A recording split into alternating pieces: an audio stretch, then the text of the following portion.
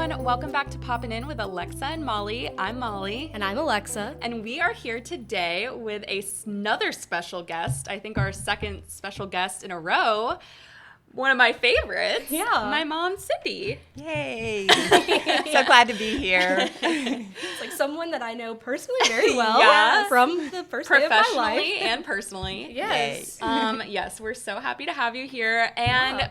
I want to say she's here to talk about one big topic, but really like a lot of topics. All of them, honestly. And I really enjoy hearing your opinions on things because I think you do like a lot of good like research and like you have a lot of good perspectives. So I'm excited. Thank you so much. Yeah. I'm excited to be here. Yeah. So I think we want to start out talking a little bit today about something that we all three watched and loved. Well, I think you loved it. You liked it. Yeah. I enjoyed it, yeah. I loved it. And I knew you would. And I think you did too. So we're going to start out with House of Guinness. And I knew, like, I watched the first episode and I knew, one, I was like, Molly's going to love this. And I knew, two, who was going to be her favorite right off the bat. Really? But I, like, didn't want to say anything to you because I was like, well, I haven't watched it. So you'd watched more. So I was like, I don't know, maybe this guy ends up being, like, a weirdo. So I don't want to offend you. But then now that I've watched it all, I can confidently say I knew that, oh my God, not Arthur, Edward. I was like, I saw his face and I said, look at that. Look at that man. So I was like, that's a man for Molly. Yeah, and also, it just, like, I loved his character. We'll get into that, because I want to know your guys' favorite characters, too, so we'll kind of get into that a little bit more. But, so House of Guinness is a Netflix show. It just came out, I think, like, a few weeks ago. Yeah, like 2 weeks ago, I think. Man, I zoomed through it, so I don't even know, because I think I watched it in, like, the span of 2 weeks. But it is a historical drama centered around the family behind the Guinness Brewing Company in 19th century Ireland and New York. So that's kind of the basis of the show. But it was created by Stephen Knight, and he was also the creator of Peaky Blinders. So I knew I was going to love this show. Because if you know anything about me, I'm obsessed with Peaky Blinders. I think Mom is too. Yes. You guys watched it. Love it. And I think Alexa likes it. I really loved it, but the last season took it a little bit down on my charts. But until then, I would have been like, I love this show. Right. The last season really gets into, like, historical, like, a little bit more historical. It's not that. Stuff. I think, like, the plot in the last season. It wasn't great. I was just like, this just didn't, like, really hit it for me. I was like, this isn't tied up that well. Right. It felt strange. Yeah. But this, I mean, I really enjoyed this. I think this was, the thing about me is I love a good period drama, especially centered around a family. Yeah. If there's one, like, so I knew. That touched on all of I knew I was going to love it. So basically, we just kind of want to talk about this show, and we will be getting into some spoilers. I mean, I'm not going to go through, like, every episode of the show, but just if you haven't watched it yet, there will be some spoilers. So, but basically, the show picks up after the death of Benjamin Guinness, who was the man behind the success of the Guinness family, or the Guinness Brewery. And so it basically focuses on all four of his adult children. Mm-hmm. So you've got Arthur, played by Anthony Boyle, he was my second favorite, I gotta say. Yeah. Like, he was great. a close second. I have so much to say about him. I do too. I actually even started watching Masters of the Air again because I never finished the show, but he was in that, and I was like, I forgot I I loved that, or I wanted to finish it, but also I'm like, I love him now. Yeah. And then Edward, who played by Louis Partridge, Anne, played by Emily Fairn, and Benjamin, played by, I want to say, it looks like Fionn, it might be Finn O'Shea. Oh, yeah. Some Irish Very names. Irish. Yeah. Very Irish names. But basically, like, just to kind of give, like, a little, general synopsis of, like, who all the characters are. Arthur's the oldest son, and then Benjamin is after him, but he's sort of like the black sheep of the family, kind of I did not know that. Yeah. I thought he was the youngest. No. That's crazy. That's why I'm going through this, because Okay. it's actually kind of crazy. So, yeah, Arthur's the oldest, then Benjamin, but he gets nothing.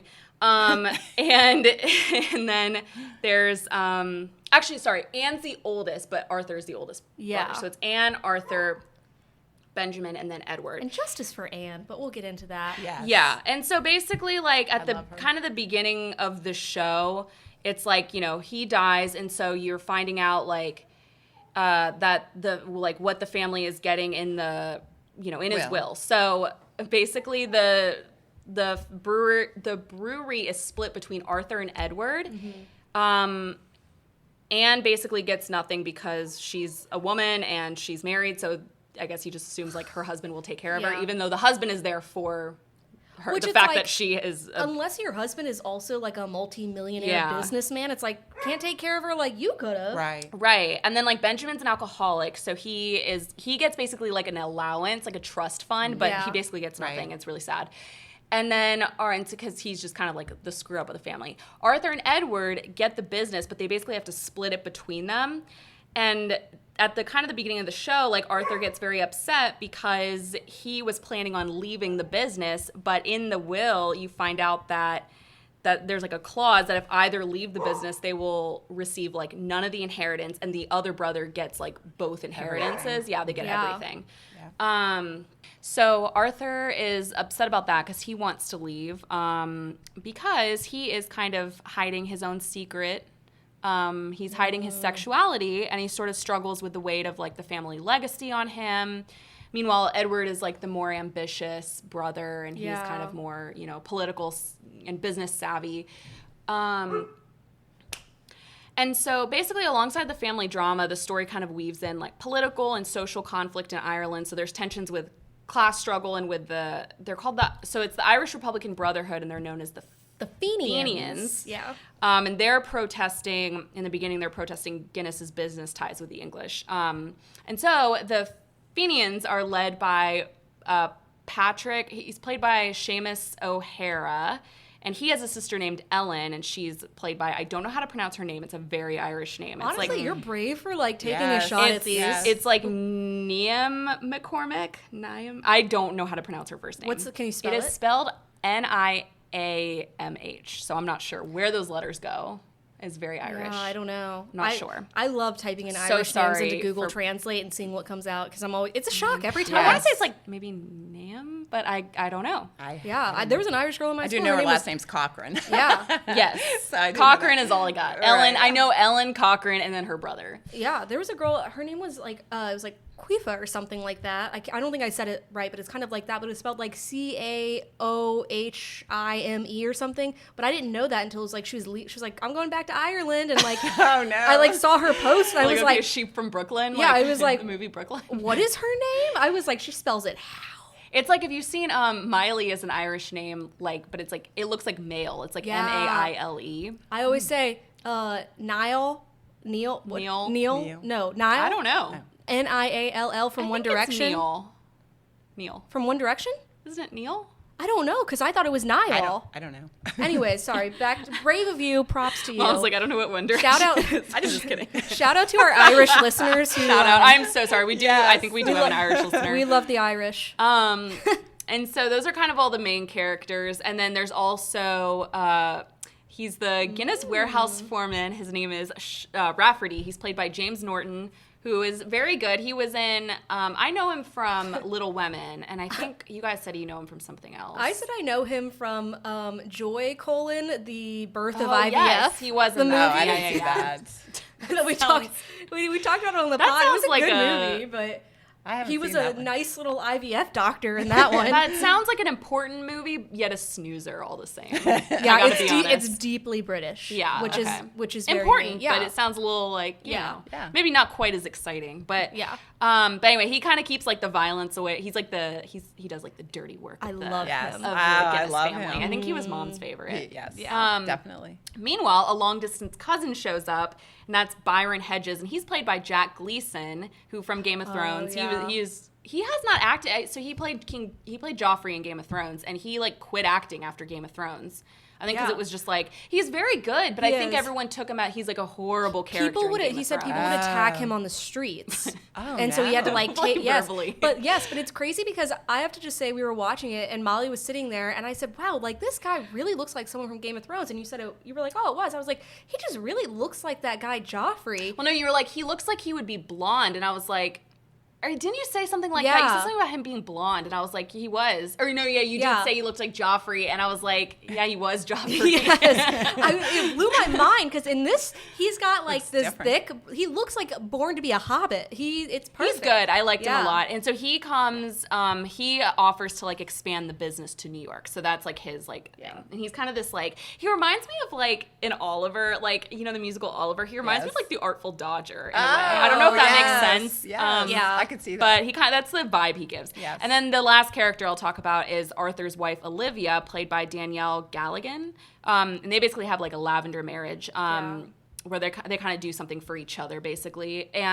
But she ends up falling in love with Rafferty. And so there's like kind of like struggle. There's like some family drama, some political drama, some class struggles. Like, it's very interesting. And I will say, I think that's when I got like invested in the show, because originally I was like, I do like this, it's a period piece, but it wasn't until it's like the Ellen Edward situation, then the Arthur, like the love triangle, I was like, now I'm in it. Now I want to know what, like, yes, respect to the Fenians and all the political struggles, but I want to know about this drama. Respect to them, but I also it didn't hold my I couldn't keep track with the storyline a little bit. Like, I don't know if you guys felt that way with the Fenians. Like, I felt like I was confused. Or the politics of it. Well, just not the politics of it, but it was like the storyline itself. I felt like I was like, wait, why is he in prison right now? Like, I was like confused a little bit. They didn't give a lot of like explanation. They'd just be like, the Fenians. And then you just be like, okay, I guess I should Google this. And so the interesting thing is, like, Edward is actually kind of pro-Fenian a little bit. Like, he's like a little bit more sympathetic. Well, Well, we know why. Yeah. But he's more sympathetic. So here's the thing. Okay, so this show really contradicted my theory that I have this theory where the second eldest brother is always the leader of the family. That is true in Peaky Blinders, because Tommy was the second eldest. It's true in Arrested Development. It's true in Bloodline. Arrested Development. It's true in life sometimes. So I always like have that thing like, but this show contradicted that, because Edward is the youngest sibling, and he ends up being sort of the leader. To me, I saw him as like the leader of the family. Because he was like he was most vested. He was the most ambitious. Yeah, he was like this. He worked in the brewery. He like was invested in the name. Yes. He wanted to take it forward. And so I was actually like, I was kind of shocked about that. But he's like the most business savvy and the most like put together. And so he's Cutest. kind of I love Arthur too, though. I was really like, I love both of them. I think Edward is pretty and Arthur is more handsome. Do you know what I mean? Yes. Yeah. That makes sense. Arthur with that mustache, that handlebar mustache or whatever, oh that crazy mustache. So, and Edward is played by Louis Partridge. He dates Olivia Rodrigo in real life. He's the British guy she sings about. Okay. Yes, he's only 22, which I was kind of like, but he looks way older. He does. He was in a show called, sorry, go ahead. No, I was going to say, I was listening to a Stephen Knight interview earlier, and all of these characters were in their like early 20s when their dad died, and they had to take over this business. So he was like, that was one of the things that drew me to it, is because he's like, I have kids in my early 20s. Like, imagine like you're taking over the Guinness Irish brewing name. So the only one who looked like in their early 20s was Edward. I would say the others looked like they were in their early 30s. It's a rough time, you know? That's true. That's true. We'll get into 1860s Ireland. Yeah. They're not putting on their night cream, you know? That's true. Right. Well, and I was going to quickly say, like, about Louis Partridge. He's actually a very good actor. He was in, if you haven't watched it, I don't know how I feel about the show. What? Cats. Didn't you say he was in Cats? I said that about the other guy you were talking about. Oh, sorry, never mind. Cats Lori, whatever, from your show that you watched. The girlfriend with, that's who I said was in Cats. The whole time, I got that confused. I've been picturing him in Cats. For Cats like the last movie? Yes. Cats the movie, like the last 4 episodes. I was like, wow, look at that cat. I'm kind of like embarrassed. I don't know why. I'm embarrassed for myself. I'm really like somehow. reframing some things in my mind. He wasn't in Cats. Yeah, that's he's a good actor. He was in a show called Disclaimer, and I'm not going to spoil it, but his character is interesting. Disclaimed. You should watch it. I actually think Sounds both familiar. of you should watch it. It will frustrate you so much until the very end. Okay. Good to know. But he was really good in that. So I really liked him in this show. But basically, so these characters are suffering. And one thing that we were talking about was Anne. So she is suffering from a condition that you don't really know what it is in the show. But like it's probably guessed that it's maybe like MS or Parkinson's or something. We can kind of assume that. It's not clear though. But it was also confusing because it was like, so she's struggling with that, but then she also gets pregnant and like has a miscarriage in the beginning. So I was confused what was happening with her. Me too. It's just separate, I think. It felt like she was constantly going through it. Yeah, I think it was just like she has medical issues, and then also this medical issue happened as well, you know? Right. That's true, yeah. Yeah. One battle after another. And who is she pregnant by? Who did she get pregnant by? Originally. Who? Rafferty? Yeah. So I've forgotten. That's how it starts. When I was kind of doing like follow-up research with the show, I forgot that it starts with her having an affair with Rafferty. Yes. Which I feel like they kind of just dropped that storyline. So here, my thing was they did drop a lot of storylines and also would introduce ones that I was like, wait, did we already know about all this? Like, I was confused about the girl that Edward ends up with. What was her name? Adelaide, yeah. She came out. Didn't she come in randomly, or did I just miss it? No, she was like she was on their list of like, oh, maybe these people would be good brides for our brothers, like one of them, because she's was one she of at their that cousins. Dance? Was she at the ball? She was at the wedding. Sorry, yeah, and she's the one. Yeah, the aunt came up with her name, I think. Yeah, and then he went up and like Agnes. asked her to dance, and she was like, I'm good. Yeah. Yes. Okay. I do. But then she came in randomly. I felt like they kind of were weird with the storyline sometimes. Like She was on the board with Anne. They're on that. Yes. Yeah. Which I board. got that later. Watching this show, I was like, wow, women really did that. They're the only ones they're like, we're going to do something for the city of Dublin. Like, these people are living horribly. We're going to like build some buildings. And I'm just like, women. Like, Women, just like yes. the little women. And Edward a little bit. Well, Edward because, we know why. He was like kind of like later when he was like getting the water from like whatever. Yeah. Like, yeah, the women are the more nurturing. And, they're always felt the plight of the. And I think if it weren't for like the sexism of it all, I'm like, Anne could have ran this business, okay? She definitely should have. She maybe had been a little too sick to do it. Oh yeah, that's true. But I think other even than as that, she like there's like that one scene she's like sitting in front of her brother where she's just like, so I heard about like the ballot fraud or whatever, the mail fraud that you've been doing. And I was like, she's clearly sick, but I'm like, she's like contending with the Godfather, you know what I mean? Yeah. She's like, on the day of my brother's election day. So, and I was going to say, like, just to kind of go, like, so the show sort of builds toward this, like, election day rally where Arthur's now running for something. In Parliament? Yeah, I think he's running for MP. I think. So he's, like, this political figure. He's now targeted by Patrick and the leader of the Fenians. Yeah, and also brother to Ellen. Weird relationship. Ellen had an affair with Edward. Yeah. You know what? I think Edward really handled that well, though.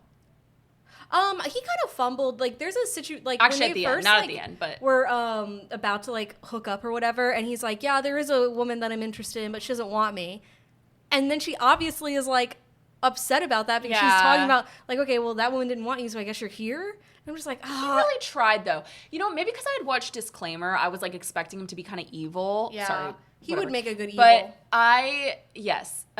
and so I was expecting that, and then he turned out to be he reminded me of like the Tommy of the show. I think both of the male leads have such depth. I think Arthur has depth. I wouldn't agree. say he's good though. See, but I think that's what gives him depth. Because nobody does. But I'm saying like Edward to me actually is like a good person. I consider him. He's trying to. He's trying to be. Yes, and I think he genuinely loves Ellen. But he knows it's never going to work out. Yeah. And he nicely told her, like, the truth. He was honest with her. And he was honest with Adelaide, too. Yeah. And there's someone else, you know. Yeah. They sort of have that kind of marriage, too, at the end, I think. Yeah. But anyway, at the political rally, or the election rally, basically, he's targeted by the leader of the Fenians. And they have this whole thing where clearly he's going to come and, like, they know he's targeting him.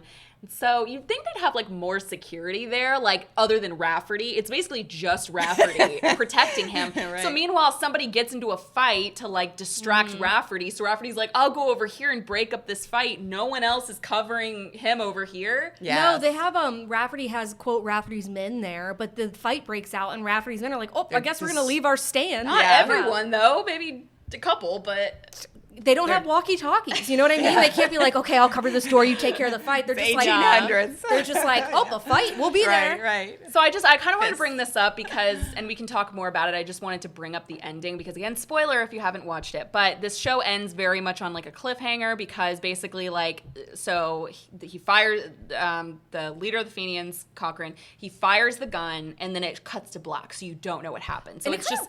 And there is a second season coming. Guinness, there is a second season, thankfully. I'm glad because I love the show. But, like, the Guinness dynasty is, like, left uncertain. Like, the fate of everyone is left uncertain. And it's, like, I thought that was so corny that they ended it like that. I hated that I was like, I know they're going to have to end it. Like, every show has to end a season on a cliffhanger. But I'm like, That's a crazy cliffhanger, and I have to really stop myself from like looking at like the historical, because the thing is, when you're doing a show that's based on historical fact, to do a cliffhanger like that, I literally could just be like, Arthur Guinness, Google, type. Oh, this is what happened. Yeah, you know what I mean? Like, right. I would like a little bit of a different cliffhanger, maybe. It felt cheap a little bit to do it like that. I thought it was corny. Obviously, he's going to survive. Like, I don't know. I haven't looked it up, so nobody tell me. I've been really Well, I say obviously for show reasons, Yeah. narrative reasons, but I don't know. I don't know. I don't know. I mean, people died all the time then, so. I have a feeling he'll survive. Yeah. From what I've read, but Yeah. I thought it was. I don't think it's gonna like win any Emmys or anything. I mean, Peaky Blinders, which to my like anger, never won anything, never received recognition from like the Emmys or anything. Maybe maybe BAFTAs, but like Cillian Murphy should have won an Emmy for that show. Definitely. I think it's because, you know what I think is interesting in the Oscars versus the Emmys is like the Oscars, you oftentimes will see a period piece win Best Picture. The Emmys, period pieces are often left off the table. Like I can't think Outlander never won anything, yeah. I don't think. And like people, you know, they can say what they want about Outlander. I'm like, it is historically like well done, etc. Acting, yeah. But I honestly can't think of a period piece show that's been like nominated really. I was gonna say maybe it's because it's British, but like I feel like other British shows have like won awards, so I don't know or been nominated. But yeah, for some reason, so I have a feeling House of Guinness will be similar, where it probably I don't see it like getting awards, but I think the acting was good, and I think the writing was. It was an interesting show. I really liked it. Yeah, I definitely think it was good. I'm curious because I know why Molly liked it. I'm curious what was where you were like, I love this.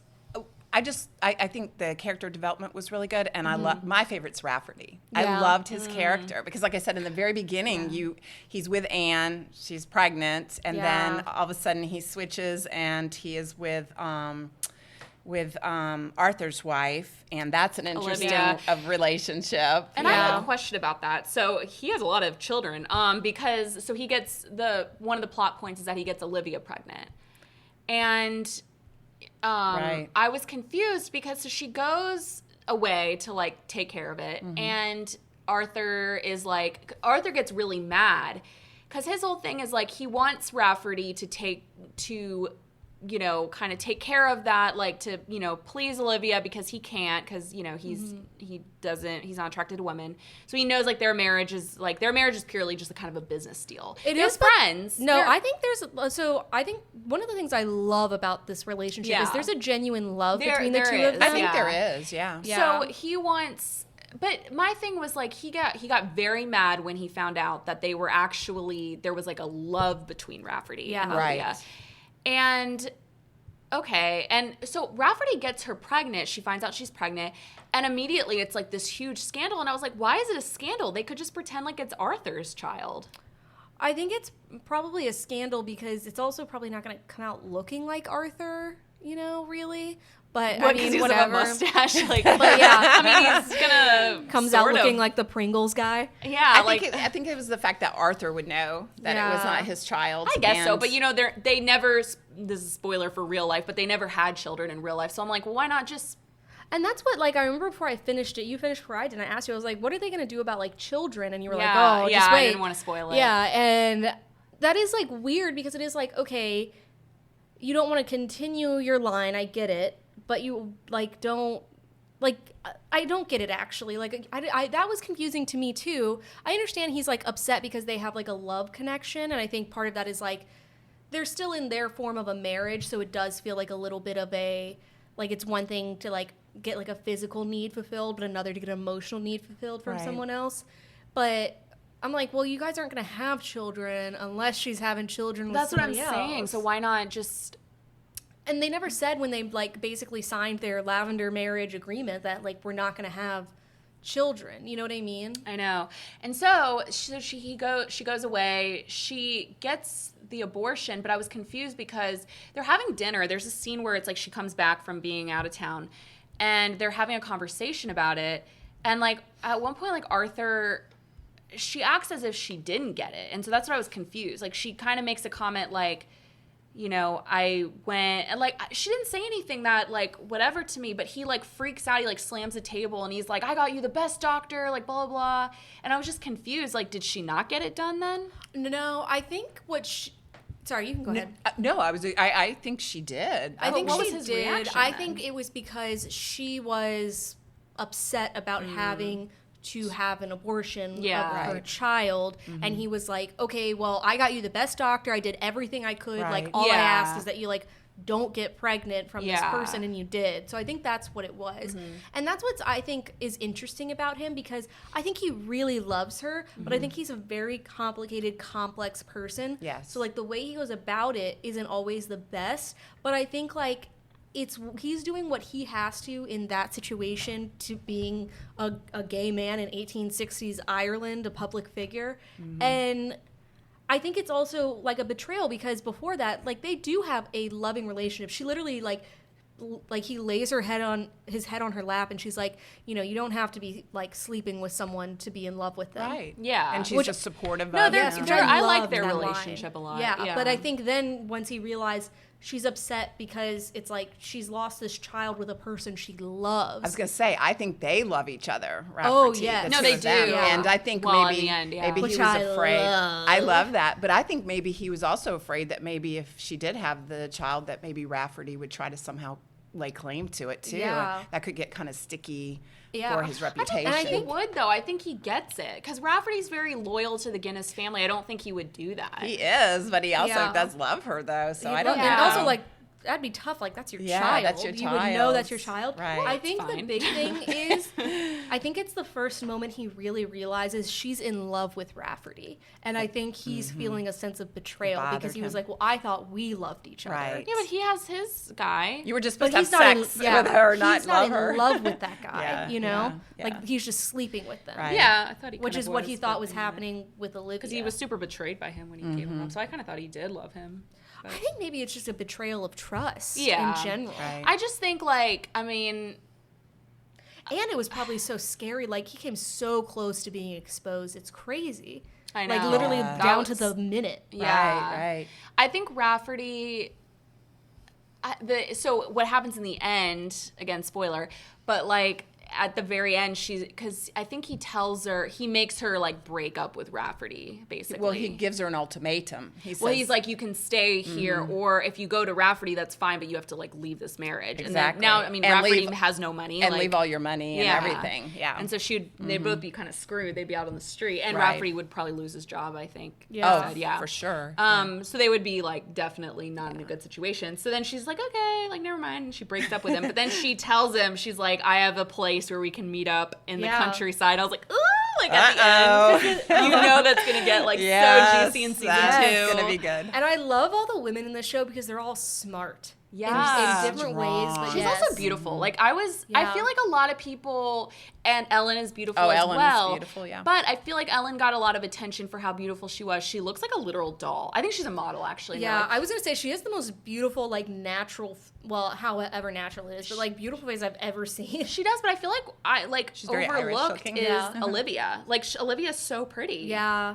I think thought- Olivia, yeah. like, her beauty is distracting because she's, like, a wealthy woman, so she has, like, all these adornments That's on her and true. stuff. That, Whereas like Or on Ellen is like Ellen is like a raggedy hanging up Ann. her Yeah. clothes Yeah. in the little apartment. It's like, all I have is brown. ebony and ass. Right. Like I do love, like, Excuse my underwear hanging Yeah. up. Edward understanding the concept of neighbors really got me throughout because he goes to Arthur's secret apartment and he's like, lower your voice, I have neighbors. And he's like, what do you mean? He's like, the people next door can hear you. And like the same thing when like he goes over to Yes. Ellen's all the time. She's Yes. like, yeah. neighbors, people Well, live in be- her near me. situation, it was like she was not allowed to have a guy over, which was like a Yeah. little crazy. I forget that that's like That's how that where was. that- Like Yeah. the old lady's like, do you have a man was- in here? Like I you mean- can't. She's an adult. She can't have somebody over. It's crazy because you saw Brooklyn recently, and they do that in that when she's like staying in. That's like the But it's 1940s, not a girls' 50s. boarding school. Like I don't understand the point of that. People love to control women's sexuality, no matter how old you are. Yeah, That's true. So But would it be the same for a man? no, of course not. Never. Of course not. Of course, she's not going to go to Edward's house.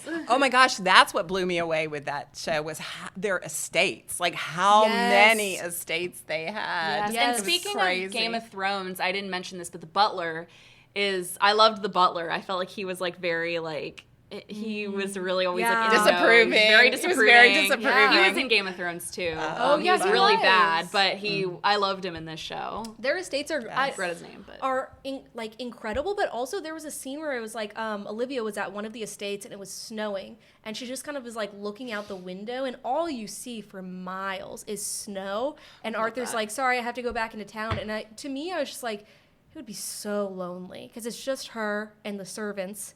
In this massive and they're gossipy house. Little servants, like yes, not little, but you know what I mean. Yeah. Like they're like the maids are gossipy. Always around. Yeah. And it's like, I don't know. You're not gonna watch Netflix. You're not gonna be like, oh, let me text my friends. It's like just you and your thoughts and the snow. Yes. Like also Benjamin's situationship, like his whole like, so he gets married. So that crazy girlfriend. Benjamin's storyline was weird. So he, like we said, he's kind of the like he's an alcoholic, he's a drug addict, he's got a lot of issues. So he ends up there's this girl who's like, she's just really holding a candle for him or whatever the phrase is. Like she is like in love with him. She's like, I love you. I bought you a gun that you asked me to. I will. She was crazy. Which she's crazy, right? Because I was kind of like, what about him is like. She's one of those. She reminds me of a person who doesn't blink enough. You know what I mean? Yes. Where she's like, I love you. Obviously, she's crazy because she's like, the fact that you would like hold a torch for this guy who's like, no offense, I mean. You know, lovely actor in real life, but the character like kind of sucked. He's a hot mess. He's a hot mess, and so it's just like, why are you really like sticking to him? And so obviously, he ends up getting married, and she's devastated. She like wants to end her life, and then they end up together in the end, I think. Or they hook up. They hook up. And they hook up on the dining room table with the servants behind them. But I was just like, girl, like this is who Arthur and Edward are right there. You're not more obsessed with them. It's okay. One of the things I think that's interesting whenever I watch like a quote unquote historically accurate show where it's like this is based on real people, is sometimes like they have to throw in these like historically accurate events that like in the context of the show. It seems weird, yeah. It seems weird. Like, it might not make sense. That's They're just like, true. oh, right, well, this person is a person who is a part of this story. So, like even all of Benjamin, like, if you cut him out of the show, I don't think the show would change, honestly. No, it wouldn't. He's one of those characters, yeah. But I almost feel like, okay, make him more like, to me, not to keep comparing it to Peaky Blinders, but, like, I would be like, okay, he's kind of like the Arthur of Peaky Blinders. Yeah. Or, sorry, Arthur is whatever. Yeah. Arthur at least had some charm to him. Mm-hmm. Where he was kind of also screw up, like alcoholic, but like he was a main character and was funny and was like slightly charming. Whereas like Benjamin, I just don't think he was fleshed out enough to have that. No. So maybe they should have given him. It felt like he kind of came in and out. Like he was not at all like a fourth main part character. Of the show, I would not say or he the was storyline. Yeah, so I was kind of like, girl. He felt like one of those people where it's like, oh, he has to be in the story because there were 3 brothers, so we have to include him, or else people are going to be like, this isn't historically accurate. But like, I don't, unless something drastically changes, like he doesn't have an impact on the story. But I was surprised because he is a good actor, like the actor that's isn't like normal people. Like, so I was kind of surprised they didn't give him more of a role. Unless maybe his role expands in the next season, because I mean, I don't know what happens to this person, but that's also how I felt about Anne, where I was like, Anne too. Yeah, I was like, Anne seems like she's got some interesting stuff going on. Like they kept alluding to her husband. I think we saw him maybe once. Storylines got cut or something. I don't know, and I was just like, okay, I think we could take like a little bit of this like. Whatever. Yeah. And because we have a lot of that, and that's great. But which I said was a lot. Like I said, it was a little. It was a lot. Not convoluted, but it was hard to follow. So maybe we cut that a little bit. Yeah. And if you don't have any background on like the troubles, of Ireland, you would like if you just were like, oh, House of Guinness, I'm gonna watch that. You'd be like, what are they talking about? Like they don't really give you any context. No. I mean, I had to look into it more a little bit. Yeah. The only reason I know is because like I exclusively watch like British and Irish television from the age of 7. You know what I mean? But I didn't know why they specifically hated the Guinness family. So. Because the Fenians and the IRA want for a independent Ireland of Britain. So no, I know now, but like watching the show, I was kind of like, wait, what are they mad about? Yeah, because they don't explain it. Yeah. Well, and that group is like a precursor to the IRA, which is what I thought they were first, like at first, and that like I don't know. They call them like almost like a little bit of a different name, but it's like same but different. Well, they're the Irish Republican Brotherhood. Yeah, that's what it is. Yeah, IRB instead of IRA. And I think, but I will say some of the things that this show does well, I told Molly, I was like, this is the first episode, they're reading the will, and they're like, you guys have $1 million whatever pounds or whatever. Oh, I love and then they show the money. Yes. I'm not kidding. I had already pulled up my Google Chrome and was starting to type in like, what is pounds today? Yeah, and I said, that. because every show I watch, I'm always like, what is this in today's currency? Like I need to, because I'm like, I don't know, you telling me they've got 1 million pounds. I'm like, whatever. What does that mean? And then it's like, it's actually 20 million pounds today. I loved how they did that. I did too. I loved the style of the show and again. the music. Can we talk about the music? I was going to say, let's talk about the music. Yes. Because in Peaky Blinders, it's obviously very similar. Again, the style and also, the music. So one thing for those who haven't watched Peaky Blinders or this show, like they use modern music, and it's so in like Peaky Blinders they use like White Stripes or like and again it's like this political it's a period piece drama show about gangster family, but like they're using songs by like Radiohead or whoever. And same with this show, but I felt in this show was a little more jarring. It was. Yes. I think they maybe used like Irish rap specifically a little too much. Yeah. Where like the first time I really was like, whoa, was when it's like the guy in New York is like running down the street from the firefighters. Yeah. And it was like, I was like, whoa, okay, these Irish kids are out here just dropping some bars, I guess. Yeah. The spark. And some of them I was like, okay, I like the music, but it'd be just like them walking through a hallway. And I was like, I think this is supposed to make the characters seem like a hard, cool. Cool. And I'm like, it's kind of doing a little bit of the opposite. Yeah, I think so. It was a little bit too intense. It felt jarring sometimes. I was like, what is this Irish rap music doing here? Like, it was weird. But I was like, I liked the music in like separate of it. I was like, should I listen to some Irish rap? I was like, they kind of are like really getting it, Right. But it just like, it was used too frequently. Yeah, I think. I agree. Yes. Yeah. I agree. But also, one of the little things I told Molly I loved in a show, like, each episode when they do, like, the House of Guinness, and they would do it in different ways where it's like, oh, it's stamped on the side of the barrel. Yes. Or, oh, it's on this, like, pamphlet that's blowing in the wind. Yeah. I love when shows do that. It was creative. Yeah. Yes. They did that on, what was that show that we all three watched? Another show I thought of that did that was Sirens. I think they did that in Sirens, too. Probably, they would show, like, I don't know. Who was your favorite character? Because we answered ours. So, okay, my favorite to, like, the storyline I'm most invested in is Arthur and Olivia. I think they have a really unique and, like, just, it's not just, like, a regular love story type of thing.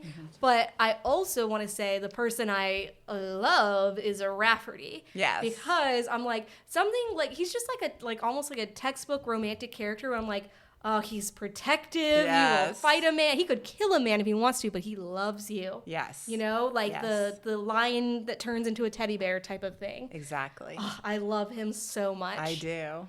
And I think that's why they had to cast that actor, because everything I've seen him in before, he was kind of like a nicer guy. So I was like, wow, he's like out here punching men in the face. Okay. Yeah. And I'm like, but he has to have the capability to show kindness. Yes. And I was like, you can tell like he's a good person except for his job. Yes. I could tell. I was like, I can tell why Anne is like, please love me. Yeah. Please. I forgot She's like, about Anne. I'll leave this building right now. Yeah. Let's go. And he's like, okay, well, he's whatever. like, calm down. And I'm like, yeah, me too, honestly. Yes. Like, he was great. I loved him. You brought up something interesting about his earring.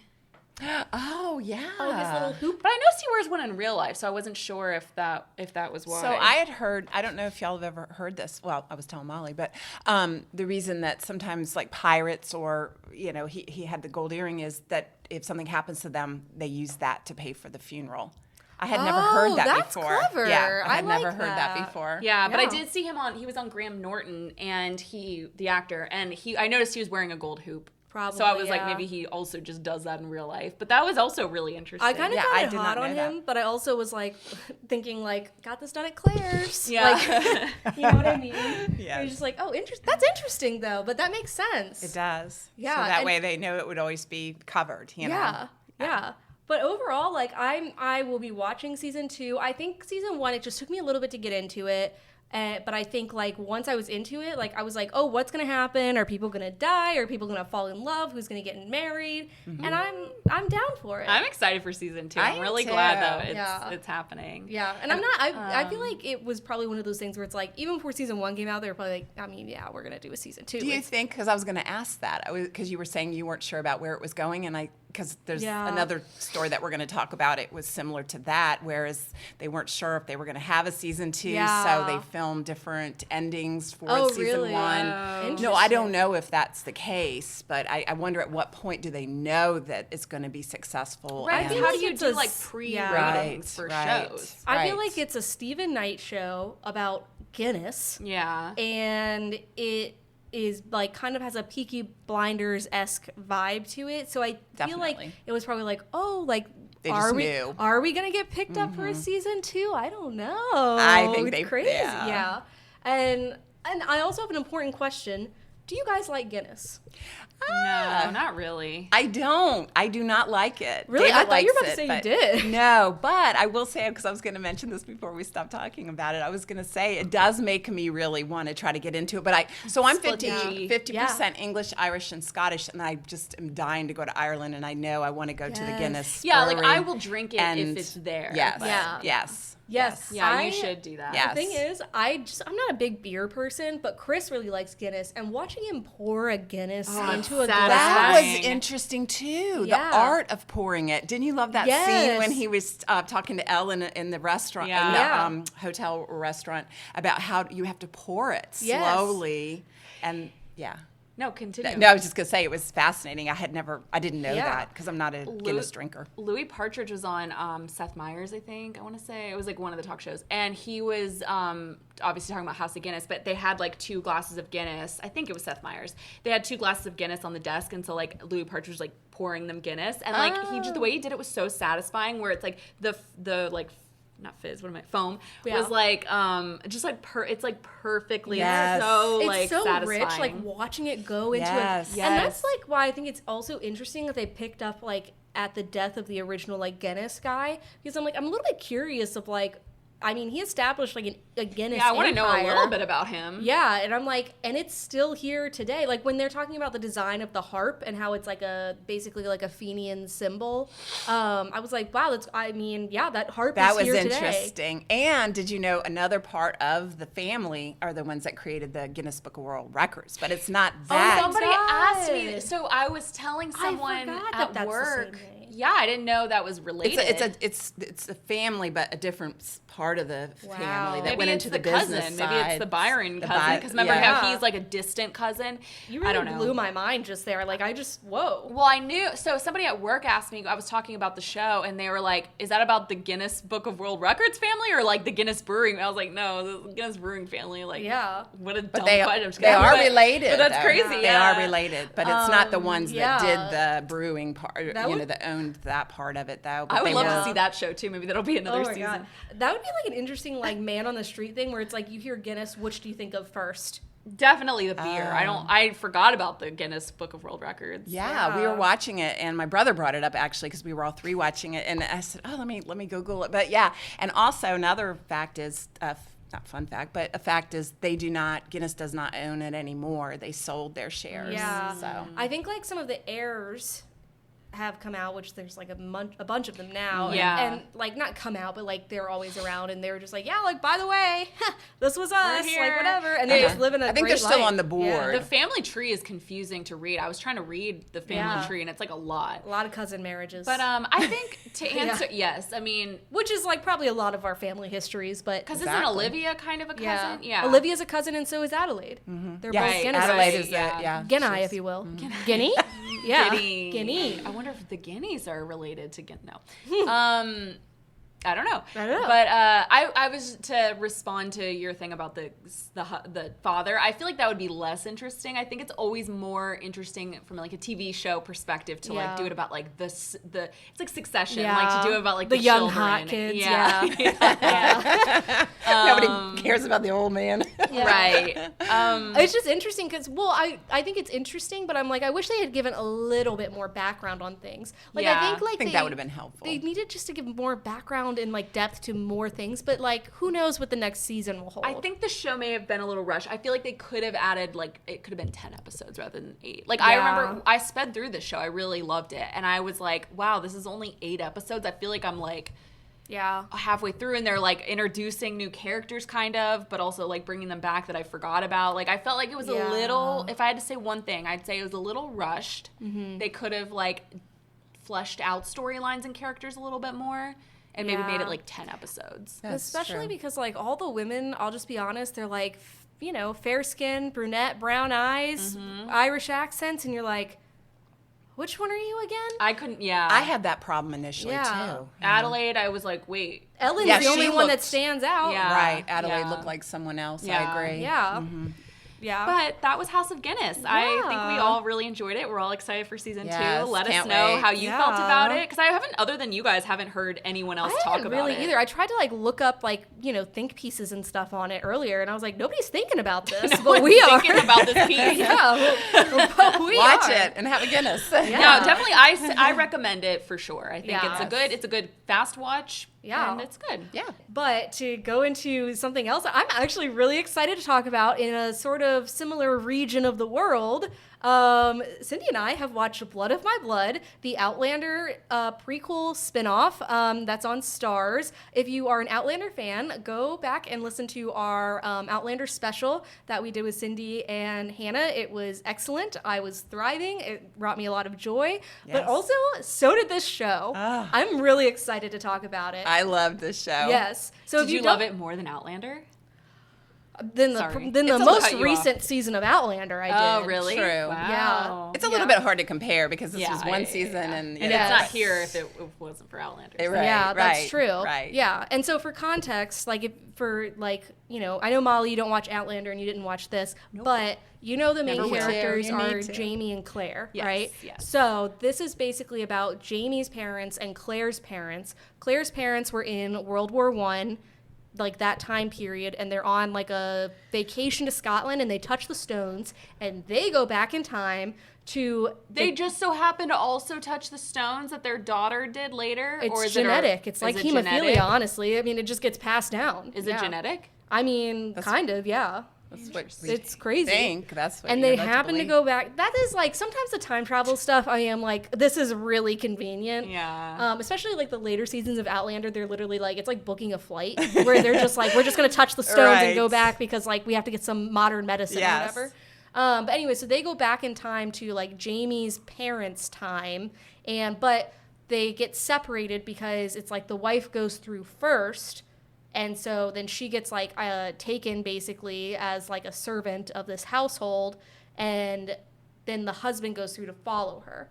But at the same time, Ellen is Jamie's mom in the clan Mackenzie, and her dad has recently died, so it's like this whole kind of succession thing is happening. She's the eldest daughter. She's the eldest daughter, lamb to the slaughter, and she has to get married now because now her brothers are like, we have to like build these bonds or whatever. But and keep up with me here. Claire's mom gets taken by the family of Jamie's dad, the Fraser. the Fraser clan. Yep. Wow. Does that make sense? And so then they're like getting to know each other, but Jamie's dad, Brian, and Ellen, Jamie's mom, have met at like one of these big gatherings that the clan has. He's like stuck in a chicken coop and they come out and they like lock eyes and it's like, we're soulmates and we love each other. And it's a whole thing, but their clans are feuding.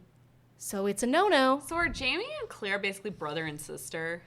No, well, that is like, there's some weird things. Where sometimes I Theories, have to yeah. remind myself, I'm like, oh, right, no, there's no actual incest going on, but like a lot Sounds of like it.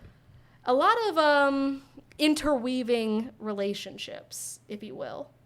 Yes. Do you know what I mean? Yes. Yeah. And so that's where it kind of like really kicks off. And I think like it brought back a lot of the things that I loved about season 1 Outlander. That like, I'm going to be honest, and when I said this in the previous episode, this recent season of Outlander was so boring to me. It like really, it made me mad because I love Outlander. Yes. And I was like, where is Scotland? Where is like the love? Where is like anything that I loved? Right. And I think Blood of My Blood really did it for me. Yes. I would agree. Yes. But you said you saw that like other people were not saying the same thing. Like there was some controversy. Some mixed. Some people loved it. A lot of people loved. I would say more people loved it from the comments I saw on the Facebook pages that I follow. But there were some comments where people, because they were trying to compare it to Outlander, they said, oh, it just, it was too quick, the relationships. But if you follow the book, so the author does write about Jamie's parents. I was going to ask, is this based on a book or? She does write, and in the show, Jamie explains about his parents a couple times, and he meets the grandfather.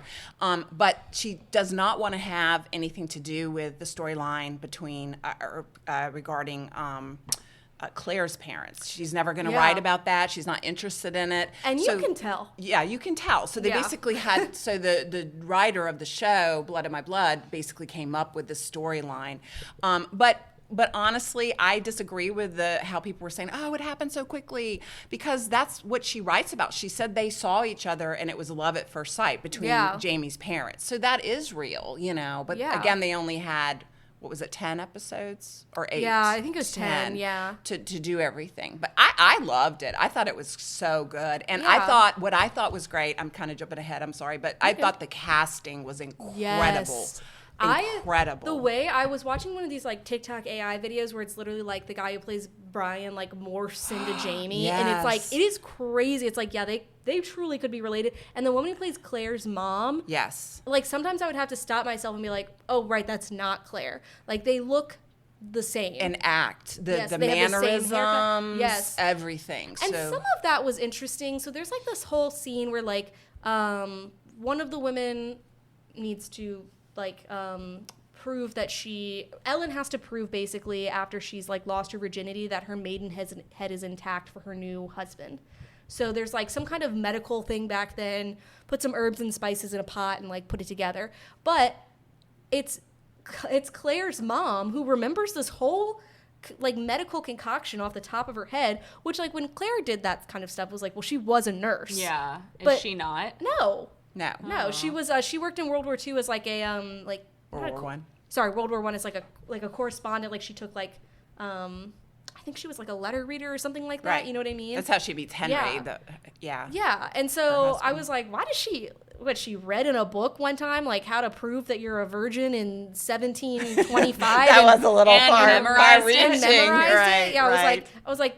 Claire that could get away with it. Right. Yeah. This woman, I don't know. Yes. Maybe that was she a little had far-reaching. the genes that she passed down to Claire. Yeah, just that's the how medical Claire had genes. that. Yeah. Could be. Yeah. I'm joking. She was definitely really intelligent, so. Yeah, and you could see that like passed down. But I will say Claire's parents' storyline I was not invested in. No. Really. I like anytime it was like an episode really focused on them. The whole episode where they describe their relationship, it's called SWAC. Because they would write each other letters and they would sign it off with SWAC, which means sealed with a kiss. Yes. And I literally saw that and I was like, oh my God, shoot me in the head. Are you serious? Like, meanwhile, oh my God, one of the best lines of the show is when Jamie's parents, Ellen and Brian, are like, they're alone together for the first time. Like, this is really like the first like hot scene of the show. And Brian's like, oh, we can't do anything. I don't want to like ruin you for other men. And she like pauses and she looks up at him and she goes, ruin me. Ew. And it sounds when she does it, I was like, I know TikTok is gonna be good. Yes, I was like, TikTok's gonna be popping off about that. People were losing their minds over on that. On Twitter, people were like, girl, ruin me. Yes. But meanwhile, like Claire's parents have SWAC. Yes. And I'm like, okay, that's insane. No. And I have to say, the guy who plays Claire's dad, okay, I don't mean to be mean, but he just has a very punchable face. Yes. I just found him. I found him wooden. His acting was kind of wooden. He always makes a lot of like faces. Like I agree. Very like, and I, as an Anglophile, I mean this with all the love in my heart. Very like posh British faces where you're just like, oh, okay, like I guess you've missed your afternoon tea. I don't know why you're making that face. And it's interesting because if you watch cast interviews, he's actually my least favorite of the cast too, because they'll be like, oh, like who's more likely to do this or that? And whenever they describe him, I'm like, well, he just sounds like a douche, I'll be honest. Like he just sounds... He's not funny. No. Like Jamie Roy, who plays Brian, is really funny. He's so funny. I'm obsessed. Wait, Jeremy Irvine played Claire's Henry. dad? You're talking about Claire's dad? Yeah. Yes, Henry. He's a great actor. He was in War Horse. But in this, he's just kind of Yeah. I really like that actor, actually. No, he's kind of nice looking, but he's just in the show. I don't know what it is. Maybe they're having him be portrayed as that way, but he's kind of wooden. Everybody else has a lot of emotion, and I don't know. I can't explain it. I think it's also because, like, Claire's parents, like, in the show, Claire... Like, I love Claire, but there are certain points where you're like, girl, you're kind of annoying me, you know? And I think, like, her parents, it's like, well, let's just take those things and split them into two characters now. Right. Where I'm just like, again, why are you remembering medical things off the top of your head? And with him, I'm just like, why are you making all these faces? Right. Like, even, like, he has a bunch of PTSD, like, scenes from World War I. Yes. Where, like, I just couldn't take them seriously because the whole time I was like, you just look like you have to go to the bathroom. You know what I mean? He did. Like, I what are know. these expressions? This is hard. Well, compared to Brian, there's just no comparison. He's so sweet. And too. you can see where Jamie gets all his Yes. good features from. Yes. Because his mom is this fiery, you know, I know I'm a woman, but I want to do all these things in life, and I'm smarter than my brothers, and, you know. She's really smart. She's really passionate. She'll fight you if she has to. Her And daddy's favorite. And Brian, his dad, is just like, he's a lover boy. You know what I mean? He's like, I love this person. He's very sweet. He's like, I took a tour of Europe. Like, I've had kind of a hard He's a bastard. Yes. He's like, I have a really, like, and awful my dad's dad. a piece of or whatever. you know what. And the actor is also, like, every time, I'm like, this man is me. Whenever they would describe him, I'm like, he's like, I love a good rom-com. He just is like, there was like, who's like the, who would you describe as like the golden retriever on set? And everyone was like, oh, definitely him. And I'm just like, oh, and you can see it when he talks. Yes. Aww. And I also will say though. Very Scottish. Yes. Mm-hmm. Whenever I watch interviews of cast and period piece things, it really threw me off. Someone was like, oh, what have you guys been watching recently? He was like, well, I just finished Severance and it was crazy. And I said, sir, Severance? I said, you don't even have electricity. Yeah, you're right. Yeah. It like really confused. It really threw me off. I was like, he was wearing like a chain and like a turtleneck, and I was like, excuse me, put your kilt back on. Yeah. Oh yeah. Yeah. Those kilts. Yes. And I think it's because also, if you think about it, like the thing that really makes Outlander stand out is partially like Jamie's character. Like, he is honestly like the perfect guy. Mm-hmm. And he was on that list of bad boyfriends though that you sent today. True, but I think Which it's is like wild. a I don't ranking, know why. Ranking list. So I think they just did every boyfriend ever. So I don't know. And he's just like the perfect guy. So it's like, of course his parents are going to be like, we're really interested in like what is going on there. You know? Yes. I loved it. It was I told you, I was like, I would watch it every Thursday after trivia. It was my sweet treat show. One time Chris came home in the middle of watching it. He was like, oh, I'll let you watch your show. Like, oh, sorry, let me ask you all these questions. And I stopped and I said, look at me. I have my Yasso bar. I've got Blood of My Blood playing. I said, please, don't talk to me. Forgive me 45 minutes. Isn't it such a good feeling to have a show that you're really like? Yes. I don't have that right now, and it's making me like not to go back to House of Guinness, but like House of Guinness was that where I was like so excited to watch the next episode. Yes. Right. Like, I love having that, and it doesn't come that often anymore. No, it really I was doesn't. excited literally every week. I'll be honest, I've rewatched it. The one episode I couldn't watch was the child when she was giving birth. Because she comes through the stones pregnant, and that plays into the whole story. But that was weird to me. I know they were trying to show, well, this is how it was back then, but it was. But I'm not interested. It was difficult. That and the Jamie's rape scene, those were hard ones to rewatch. But I did rewatch the episodes. Yeah. They were so good. Something about it really just brought me because after this past season of Outlander, where I was like, this is really making me mad, I went back and watched the first season. Oh, the first season's and so good. I was like, this show really reminds me of the first season of Outlander, because I'm like, we've got the history, we've got the romance, we've got the political whatever's going on, and they do such a good job of it's these characters from the beginning of the show, which came out 10 years ago. Mind you, I was watching the show before I could legally have a drink. You know what I mean? This is how long I've been invested in this show. Yeah. And so it's you find out all these things about Mistress Fitzgibbons, who's from season 1, who's this woman who just kind of runs the castle, and she's kind of this kind of bigger jolly woman, protector almost of Ellen. Yeah, almost like a Mrs. Claus type character. And it's you see her younger version. Murtaugh. That was so good. And he reminded me also a lot of myself. Such a cool character. Yes, because him and Brian are best friends, but he sees Ellen and he's like, I love her. And they all love Ellen. Yeah, everyone, because she's beautiful. Yes. I love this actress I know from, she was in Belgravia, which is that Julian Fellows show. It was really good. And she was beautiful in that, but I love her, like, she has this wild red hair that kind of flows down, and, like, I just love her. Yes. I love her, and I love watching her in interviews. She seems really cool. Yes. Oh, but I love, like, Murtaugh being like, I love her, and it's like, she doesn't know you exist, bro. Like, she doesn't know you're there. And I'm like, that's very me, being like, wow, I really love that boy in AP Bio, and it's like, I've never spoken to him in my life. Like, it reminded me of, like, he says one thing to her, and he's like, oh my God, this is it. And it reminded me of, like, one time I messaged a guy on the basketball team, and I said, what time is the basketball game? And he said, 6 p.m. And I was like, we're going to get married. You know what I mean? Yes. Like, I was like, this is the exact comparison. And he had these puppy dog, like his eyes were like puppy dog little eyes. Oh, he was so sweet. He's such a good actor too. He is. He's such a good actor. I think one of the things I also really love about this show is I love medical history.